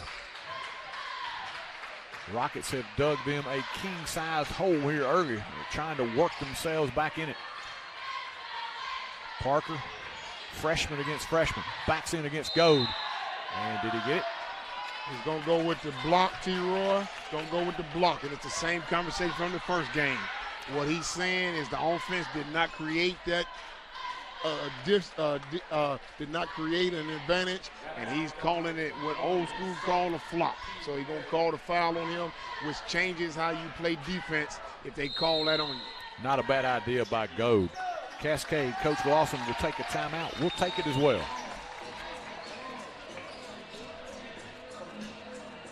Moving forward with strong tradition. It's the town's motto, but it holds so true today. The town of Chapel Hill is balancing expanded growth with preserving the small town traditions that make it special. The town's administration and employees would like to take this time to reaffirm their commitment to the citizens of Chapel Hill and to wish the Rockets and Lady Rockets success in their upcoming seasons. From the home of the Lions Super Bowl of the South, the town of Chapel Hill says, "Go Rockets!" And welcome back. 31-9 Champs. Early, fellas, it was 27-1 as Crosland muscles it up and in. Crosland now with 5. He got good low block position there. McCown in the paint. Little fall away from Bray. This one a little too strong. Rebound to Rogers of Cascade. Looking to run. Rogers center of the floor. Takes it all the way inside. Goes to the left hand. Shot no good, but Parker right there to follow it up on the tap. We approach the 1-minute mark left here, second quarter. And that was an obvious hand check. That was too much for the official to pass up there. It was 2 hands on the shoulder. Couldn't pass that up. He impeded his process right there. Progress, yes indeed. Probably looked like me my freshman year of college trying to guard some guys. Just let me put some hands on them. That's the only way I can stop you. Lob. Inbounds. Bond will run it down. And T-Roy. He did not have to. Yeah, he thought it was going to be over and back. He tried to save it. Talk to the folks at home about it. Did not have to do that. He could have just run it down and headed back the other way. And that's what Coach Weekler is saying. The ball had not been touched. no possession had been established, front court or back. Could have just let that keep going and went and got it. Coach right now, you can tell, just really frustrated. Got his hands folded over on that sideline. And we got an offensive foul on the screen away from the ball here on Cascade. I think it's a 3 second. 3 seconds. Was it? Okay. Yes, indeed. He caught a violation. He said 3. Okay. I thought he put his hand up behind his head. I thought the same thing.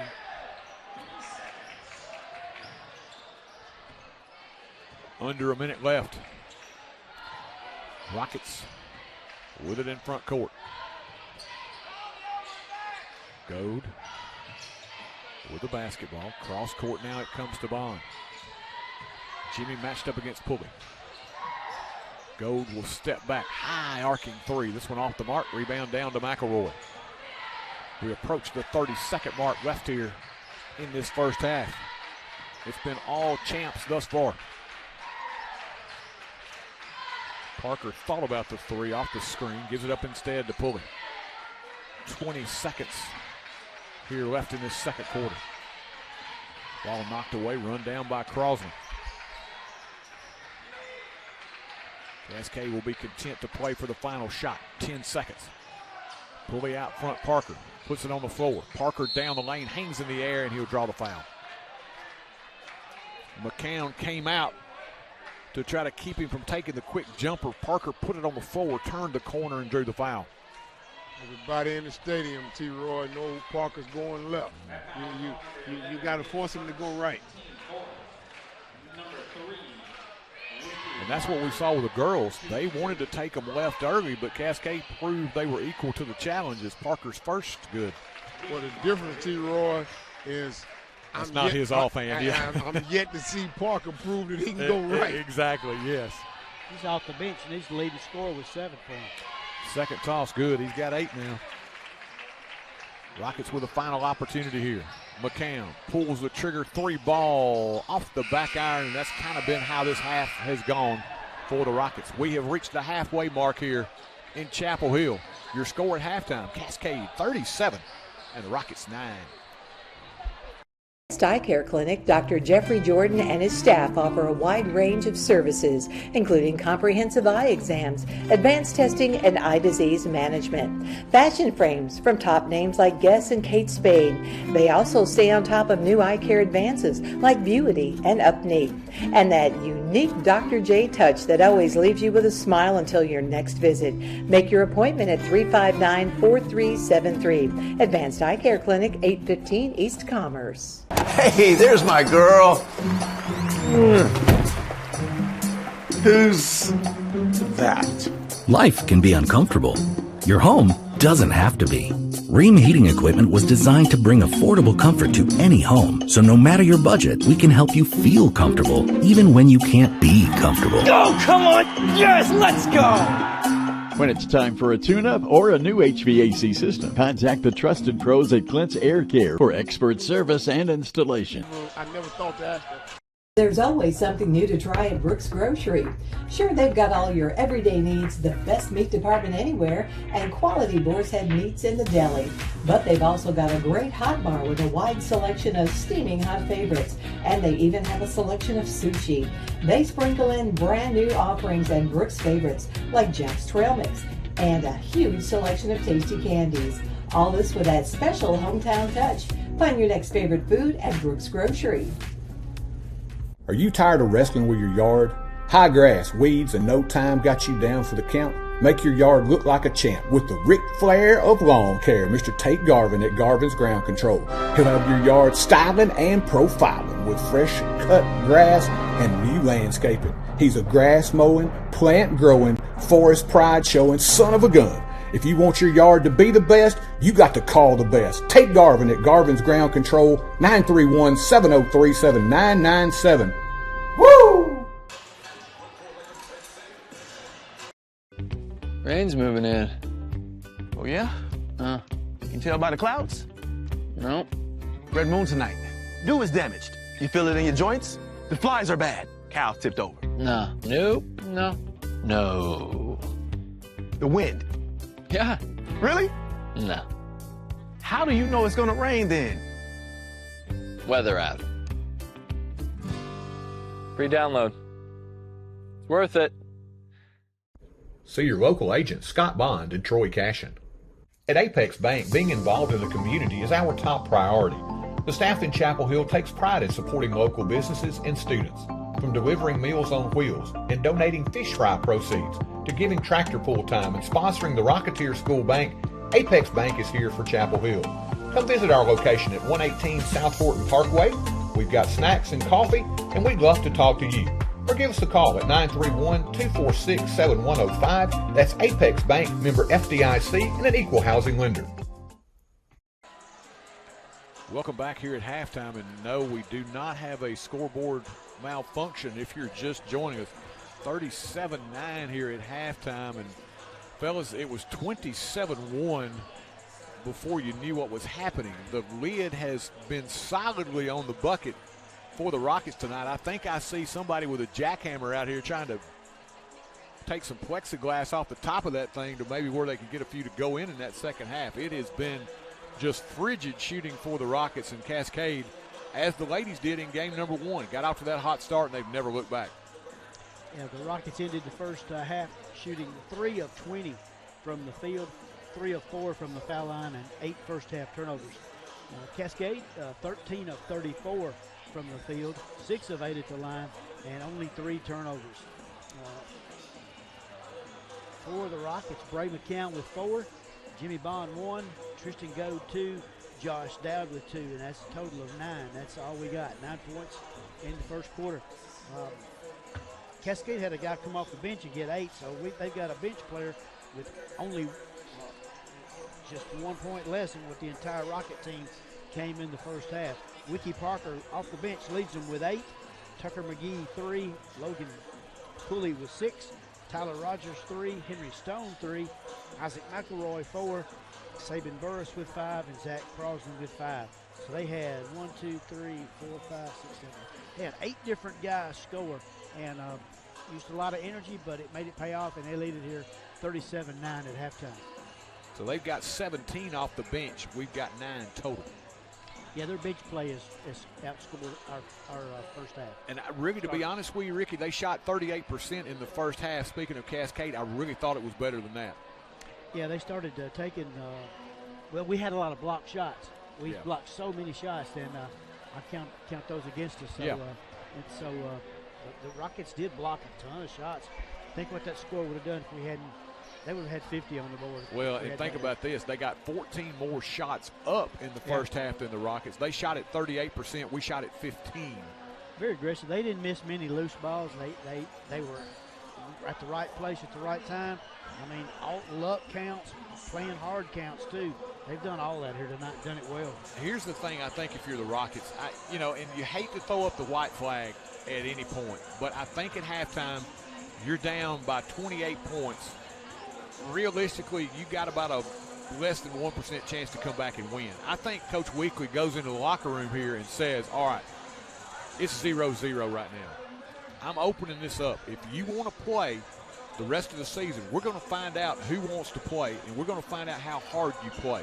All we're doing right now is we're keeping score in the second half, because I want to prove to you guys that when we go to Cascade, we still got a chance to win. What happened here is not what we are. It's not where we are as a team. It's not what we're about. I challenge you fellas to have enough pride in yourselves that I'm going to say we're just keeping score here in the second half. Let's go out and win 2 quarters of basketball. I can see him doing that, and I can see those guys responding that way. Let's make it 2 games out of tonight, guys. Let's go out and win that second half. Just what you said, Troy. I think that's probably the only way you can look at it right now. If they were inching back in, they had gotten to 20, and I thought, hey, if you get a couple more baskets, you get it down 15-16, then maybe you got a chance to get yourself back in this thing for the second half. But once Cascade made the run late, got it back to 28, things don't look great as far as picking up the win tonight. But I think right now you just got to work on psyche. You got to work on where you're at mentally, because you got a big one. You got to think about, hey, we come back here on Friday night. If we want to stay out of that 4-5 game, we got to win on Friday night. You got to think about a couple of things. Cascade already has a win over someone else. They've got a win over Grundy. Community already has a win over someone else. They've got a win over Cascade. So for the Rockets, you can't just think, I'm going to beat somebody twice. You got to stack a couple of wins on top of it. And if you're going to do that, Friday becomes like the Alamo. You got to make a last stand on Friday night to try to pick up win number 2 and give yourself a chance in those last couple of games to stay out of that 4-5. Offensively, gentlemen, the last 2 contests we've seen, first half. If you look Brutal. at the first half for the last 2 contests we've seen, there's a lot of things that have to be addressed before Friday comes.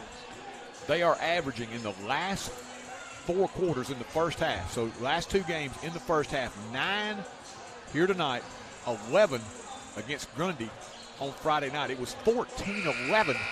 Both teams could not throw it in the ocean if they were standing on the shoreline with the water touching their toes.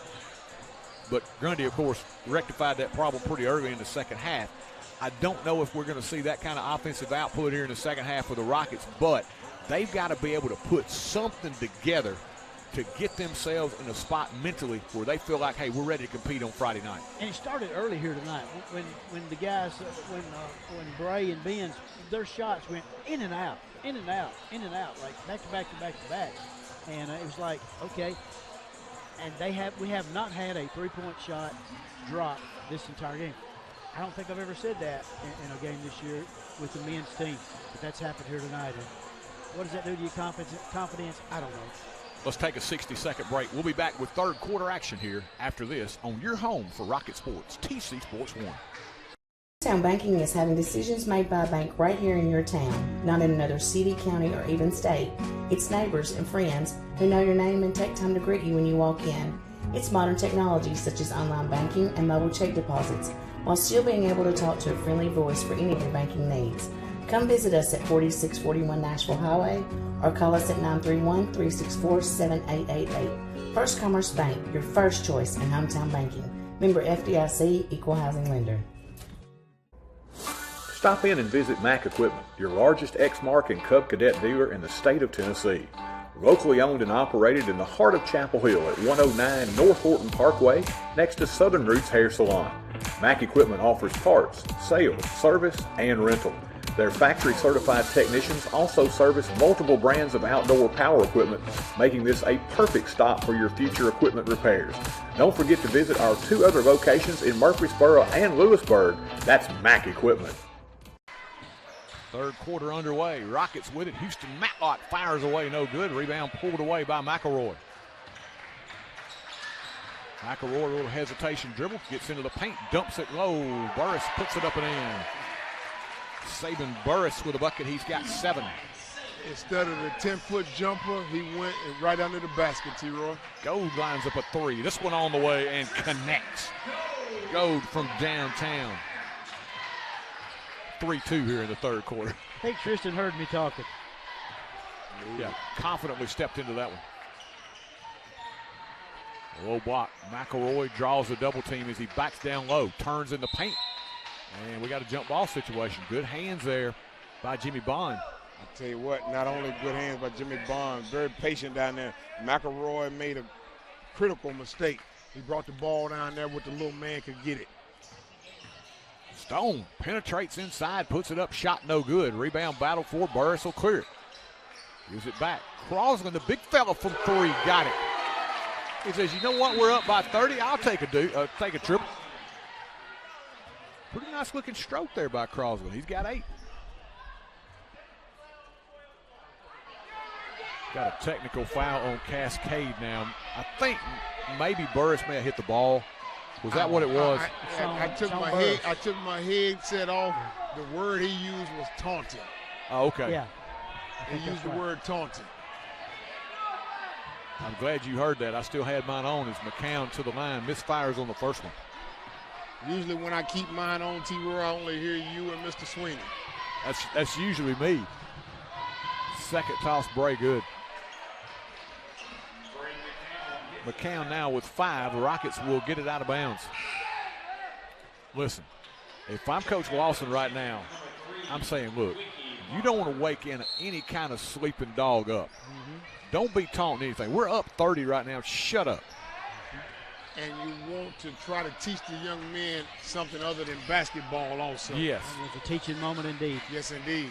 I mean, you want us to lay down and roll over for you. You don't want to give us any reason to have any kind of any kind of energy against you. Rogers inside, hanging in the air, draws the foul from McCown, who was trying to get that one on the block. Bray picks up the foul, his first of the evening. And that's going to send Tyler Rogers to the line for a pair. Rogers with 3 in the first half. First toss, good. Rogers now with 4. 8 champions are in the scoring column already. Rogers now with 5. Jimmy Bond spins in the lane, gives it to the cutting Gold across the middle, puts it up and in. Gold, the high flyer there, kisses it off the window. He's got 7. Does not shy away from contact. And he's got a great lower body. He's got strength that he can absorb contact. We got a foul inside, and that's going to be number 4, I believe, on Ben Villazon. Indeed, it is.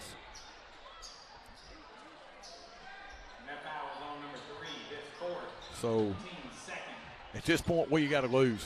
Yeah. You don't have much to lose. If he foul out, he get to watch the whole fourth quarter. Crosland calling for it. He's going to back down against Villazon, who gets some help from McCown. Parker now puts it up, blocked away by Matlock.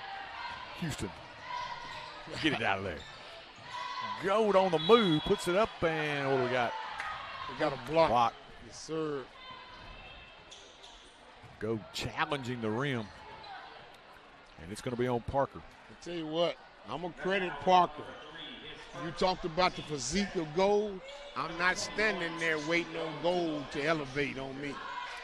Well, and I'm going to be honest with you. You look at that, that's 2 freshmen. You probably got 2 cornerstones of your program for the next few years going against each other right there. I can respect it, but it's 44-16. I'm going to let him have that one. Yeah. I don't want to end up on a poster somewhere.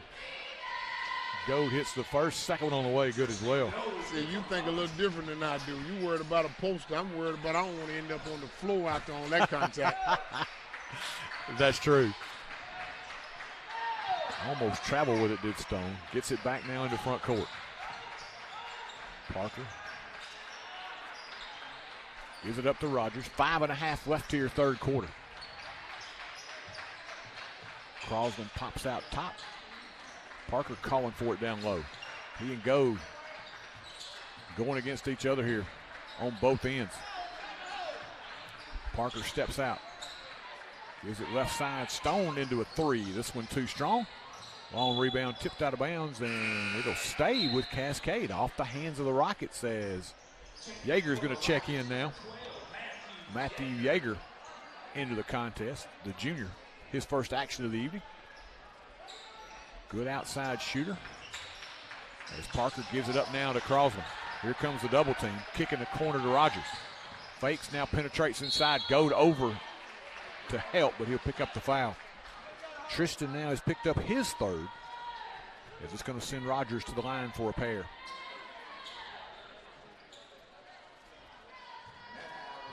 (44-17) champions as Rogers hits the first. And T-Roy, if I don't communicate anything better than this from an official standpoint, they're going to always call that wind-up most of the time. Yeah. So you want to stay away from the wind-up. And he was coming over trying to help, had no chance to get there for the charge. So Villazon, backdoor cut. Yeager off the baseline, a little too strong, pulled away by Parker. Good entry pass there by Villazon. Back out front, McElroy matched up against Ben. Ben makes him pick up the dribble now. McElroy gets it right back. Crosland calling for it down low. Cascade working the offense here. Of course, they can afford to be patient. Crosland comes out free throw line, looks back door. Didn't have much of an angle there, threw it away, and it'll go back to the Rockets. Gold was that you call running with him neck and neck, T-Roy. 4 turnovers for the champs tonight, only 4. For them, it's been a well-played game here thus far. Jimmy Bond on the weave. Villazon fires and connects. Good for Villazon to see one go down. First 3 of the night for Ben. First points I got him for. Yes. Crosland out top. Got to respect him a little bit because the big fella did drain the 3 here earlier. Rogers baseline challenges McCown, who's equal to the task, gets it out of there, and here come the Rockets. Villazon up and under to McCown. Off the elbow. Little spinorama there as he gets it back out front. Villazon steps into another 3 and connects. And that only makes sense, T-Roy. I was thinking you cannot hold Villazon to 0 points for the whole contest. Here's the thing, fellas. Usually he's money from 15 and in. He's hit a couple of 3s back-to-back. Stone hounded out front by Yeager. Inside they go. Crosland backs his way down. Shot over McCown. Good. That was a tough look.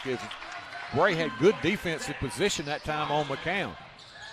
Bray running the floor. Can't get that one to drop. Picked up by Stone. 3 minutes left here in the quarter. Parker off the baseline. Funnels it now. McElroy. Spot up 3. No good. Here comes Villazon. Ben with a dribble. Gets the screen. Fires from 3. This one no good. Long rebound. On the outlet in front of the pack. Stone, that's a touchdown. That was a nice throw by McElroy. Hit him in stride. Henry Stone now with 5. Every time the Rockets kind of put a little dent in it and you think they're going to maybe make a run, Cascade right back out is Yeager from 3. Shot no good, and here comes Rogers. 2:25 left here, third quarter.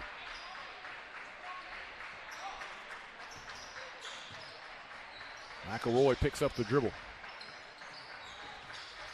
Baseline Stone. Shot blocked by McCown, who tips it to himself. Here comes Bond.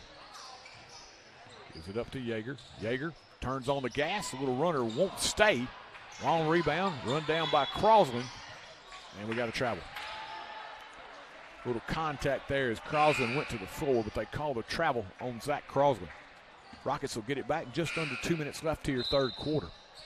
50-23 in what has been all champs thus far. McGee's going to check back in for Cascade.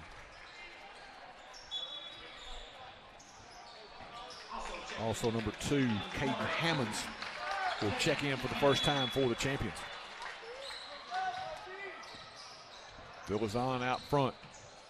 Tried to get it to Gold in the corner. Knocked away but picked back up by Bond. Saved back in. Cascade ends up with it. Now Gold back on the floor. And let's see what we got. Jump ball situation with the alternating possession going to the Rockets. Villazon off the inbounds. Comes up firing the 3 ball. Just off the mark. Rebound to Pulley. Pulley. Quickly the other way. They'll work it around the perimeter. McGee now from 3. That one way short. Pulled away by Gold. Flips it now to Yeager. On the move. Now McCown in the paint. Nice acting job there by Parker. But McCown couldn't find it. As that one, again, 75% of the way down and came out on him again. And Mr. Sweeney is asking. It's about the official, whichever official it is on the baseline. All right, same call. Should have been a flop call. Hammond's inside, had it poked away, picked back up by McGee, and we got a foul now on Bond.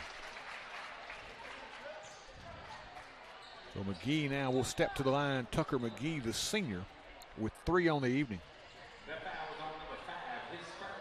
Fellas, we've only got, Crosland in double figures with 10? That's it. No other champs in double figures. It's been balanced scoring tonight. McGee now with 4. And you can go ahead and count Parker. Parker will get another layup before the game is over, so you can put him in double figures. Second toss, no good. Rebound pulled away by Gold. Right now, fellas, you just want to keep it under 30 where the clock doesn't run in the fourth quarter. 28 right now as we've got less than a minute. Yeager, baseline, cut off. Now McCown will fire 3 ball off the mark. Rebound pulled away by McGee. Gives it up now, Pulley in rear court. Bond awaiting his arrival. Pulley down the lane. Tried to funnel it off to Crosland, out of bounds off of Pulley, and back to the Rockets with 32.9 seconds left here in the quarter. He did funnel it, didn't he? Yeah, he got a little too deep that time. I think coaches will tell him, hey, you don't want to get that far. Make your decision. Either bring it back out or get it somebody on the wing. In a closer game, you draw a foul or charge on a player coming in like that. Bond between the legs. Gives it up now, Villazon. 15-foot fall away. This one won't stay. Goad tried to tap it out of bounds, and let's see what we got. Still no signal. I think it should be. Well, Rockets are going to get it back. Nope. Now they reverse their decision. 19.9 seconds left here in the quarter. Champion Bucket makes it a running clock here in the fourth quarter. That's the only suspense we got left here for the final 15 seconds. Out front, Parker with 9. Parker against Goad. Funnels it now, Hammonds. And we got over the back as McCown trying to get out in front and knock that one away from Crosland. Picks up the foul, his second. I think that's going to be number 5, Yep, team foul. number 5. So Crosland will step to the line here for a pair. Second foul on McCown now as Crosland will step to the stripe. Crosland eyes the mark. First one, no good. He will get another one. Crosland now 3 of 5 from the line tonight. Readies for his second. This one on the way. This one good. Crosland with 11. Villazon quickly. 2-1. Lets it fly. This one off the mark, and that's how we'll end this third quarter. We head to the fourth with your score. Champs 52. Rockets 23. Funeral home and cremation services had its beginning in 1939 when Thomas H. Lawrence established the business. Lawrence Funeral Home has always strived to provide compassionate, dignified, and professional service to every family it serves, regardless of their circumstances. Lawrence Funeral Home pledges to the families of Marshall and surrounding counties to continue providing excellence in funeral service. In your time of need, our family is there for your family. Lawrence Funeral Home and Cremation Service. Are you moving to the area and need a place to store your possessions? Are you trying to declutter your existing space or needing a place to park your boat, RV, truck, trailer, or camper? There's a simple solution. It's Highway 99 Storage. Conveniently located off Highway 99 and James King Road, it's a lighted, secure, and fenced-in area to keep your valuables safe. New units available with climate control. Call 364-5678 to rent. That's Highway 99 Storage. 15-14, third quarter in favor of the Champs here as we head to the fourth. Of course, Cascade comfortably on top after that huge initial run by them, 27-1 out of the gate. It's 52-23 right now as the Champs begin this fourth quarter. Pulley on the wing, bounce pass down low. Parker gets inside, kind of got nudged underneath, couldn't put it up and in. Nice job by McCann, kind of gave him a little nudge. In the corner, Yeager from 3, in and out. Rebound pulled away by Cascade. 15, Brady Lewis, the freshman in the contest for the Champs.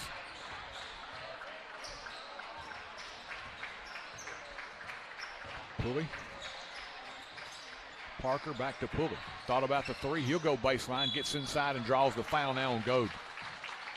That'll be 4 now on Goad. 4 on Villazon, 4 on Goad, 3 on Dowd, 2 on McCann. Pulley will step to the line for a pair. 7:18 left here, fourth quarter. Pulley comes set, toss on the way. Back iron, no good. Logan Pulley, the senior, got 6 on the evening.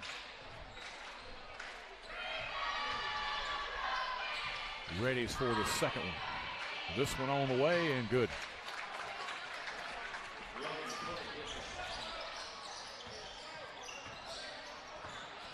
Bond, Jimmy, gives it up on the weave, Goad. Kick now, Villazon, fakes, dumps back to Goad. Open 3 from the corner, this one no good. Bond inside, Jimmy fakes, puts it up, won't fall.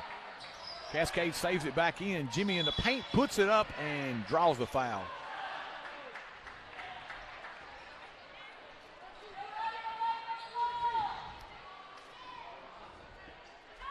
So Jimmy with the hustle.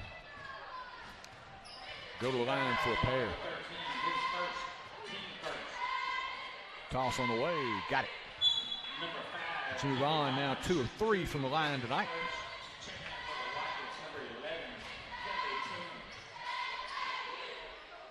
Second one by Jimmy. This one good as well. Jimmy now with 3. 53-25 as Pulley gets it into front court to Hammonds. Right back to Pulley. Cascade still looking. Parker calling for it inside. Funnel it back out top. Pulley will run it down. Pulley penetrates, kicks, cornered 3 on the way. Good. Hammonds from downtown. Doesn't matter who tonight, they have all been on fire as Villazon shot no good. Inside Yeager flips it up, reverse layup no good. Ball battle for control by Parker. Cascade the other way. Ball knocked out of bounds, it will stay with the Champs.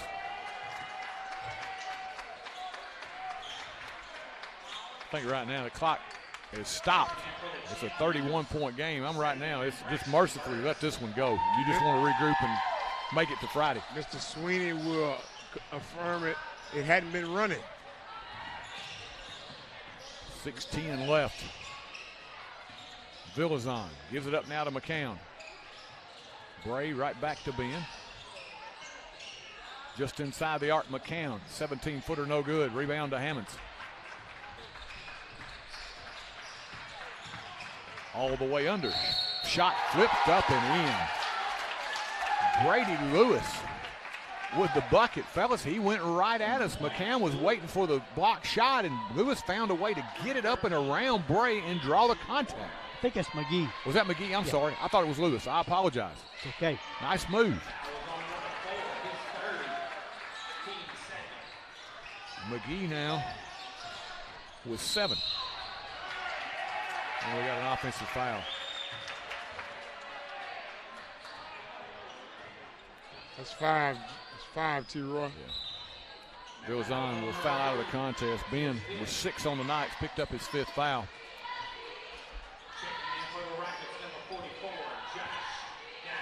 Dowd back in the contest. Under 6 minutes left here, 4th quarter. Cascade, they pick up the dribble. McGee with the catch, down the lane, flips it up off the window and in. Second time for him, adjusted himself midair and got it down. Tucker McGee, sir. Bond. Jimmy with the dribble. Gets inside, cut off. Gives it back up to McCown, who will fire a little short. Toombs with a loose ball rebound. Kelly trying to muscle it up, and he'll draw the foul. Now they got it going. Kelly Toombs will step to the line. Ready for his first of 2 here. That one rattles in and out. Well, T-Roy, Mr. Sweeney and I, when we come back from our next break, we want you to kind of explain to us. We asked, how did they double up Fayetteville City? And we want you to kind of tell us maybe what we seen tonight that may answer that question for us. Second toss, Kelly's good. 1 of 2. 61-26. Bond giving chase. They get it up top to Hammonds. Hammonds with the double team. Champs trying to throw out of it. Open 3 on the way. Shot no good. That one by Tristan Billings, a sophomore who's checked in. Toombs now with it. Out front, Yeager. They'll slide it around now, McCown. Bray backs his way down. Draws the double team now to Bond from 3. Jimmy shot no good. Battle for the loose ball out of bounds to Cascade. There we go.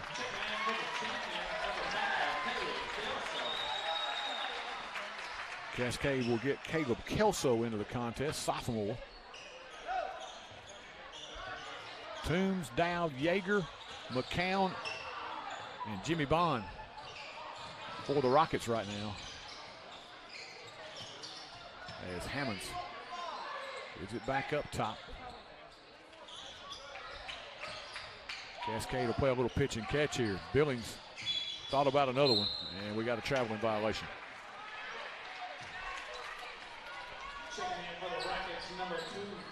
Going to be John Hightower checking into the contest.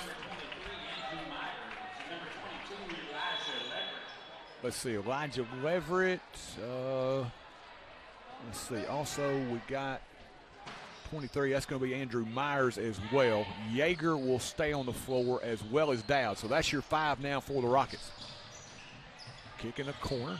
Penetration inside, hanging in the air, shot up and will not stay. But we'll get a trip to the line. Elijah Leverett. Leverett now will settle in here trying to get his name in the scoring column. First toss on the way from the lefty. High off the back iron, will not stay. Toombs going to check back in now for Dowd.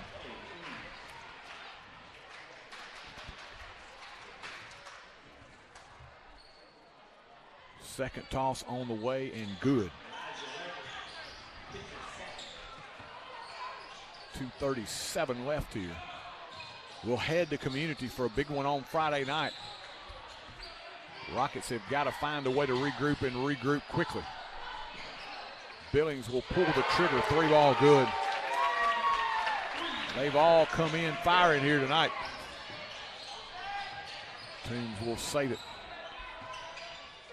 Gives it up top between the legs. Thought about it, Leverett. Myers to the cutting Yeager inside. Ball poked away. Matthew gets it back. Now Hightower. Back now Leverett. Open 3 just off the mark. Rebound pulled away by Kelso of Cascade. He'll work it quickly the other way.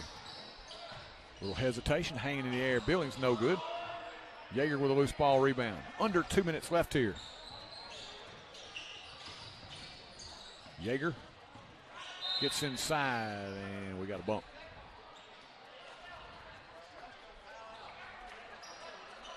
Foul on Cascade. And let's see, that's going to be, what do we get, 23.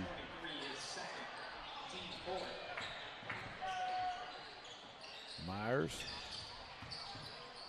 A little up and under, can't get the shot off. Now Leverett with it. We approach the 1 minute mark. Hightower, look for the cut, backs his way inside. Up and under, John will not stay. Rebound by Toombs. Kelly in traffic. Back out to Yeager. Yeager, little spin, shot blocked away by Billings, controlled by Cascade. We'll drop the Rockets now to 1-4 in the district with a big one coming up on Friday night. Billings thought about it. 3-ball, no good. Out of bounds and back to the Rockets as the clock continues to move here. Cascade will pick up another district win as they try to creep a little closer up to that number 2 spot that they still are in contention for. Hightower, cut off, gets it back on the scoop, little up and under, won't stay. Myers with a rebound, he'll spin and fire, that stays for Myers. Andrew Myers with a bucket. Cascade will just kind of dribble out the clock here in a big night for the champs. They got off to a 27-1 lead and never look back as the champs win by a final tonight of 64-29. We'll take a break. We'll be back to wrap it up here from Chapel Hill. Lewisburg Animal Hospital is Marshall County's premier small animal veterinary hospital. As part of the community since 1977, our 4 doctors and highly skilled team offer preventative care, internal medicine, general surgery, and ultrasound. In addition, Maggie Rue Pet Retreat and Grooming Salon is located adjacent to the hospital and offers a full-service grooming and lodging for your companions. Give us a call to schedule an appointment. Lewisburg Animal Hospital is proud to be your other family doctor. Your one-stop shop to keep your vehicle running smooth is J&J Automotive. From routine maintenance like oil changes to brake repairs, tires and alignment, and exhaust work as well, J&J has got you covered. They work on gas and diesel engines. Call Vince or Matt Jackson at 931-364-5602 or stop by their location at 1791 Highway 99. Keep your vehicle in tip-top shape at J&J Automotive. Amigos Mexican Grill is the place you'll find all your authentic favorites, from burritos to enchiladas to sizzling fajitas, all served fast and fresh. Dine in, order online, or call in your order at 364-2222. Also, Amigos has catering services available for your next big occasion as well. Good food, good times at Amigos Mexican Grill, 216 South Horton Parkway. Visit their other locations in Lewisburg and Spring Hill. Amigos, proud supporters of the Rockets. And welcome back. Tough night tonight for the Rockets and Lady Rockets as they see the champs do exactly what the Lady Champs did in Game 1. Lady Champs got out 10-0 early.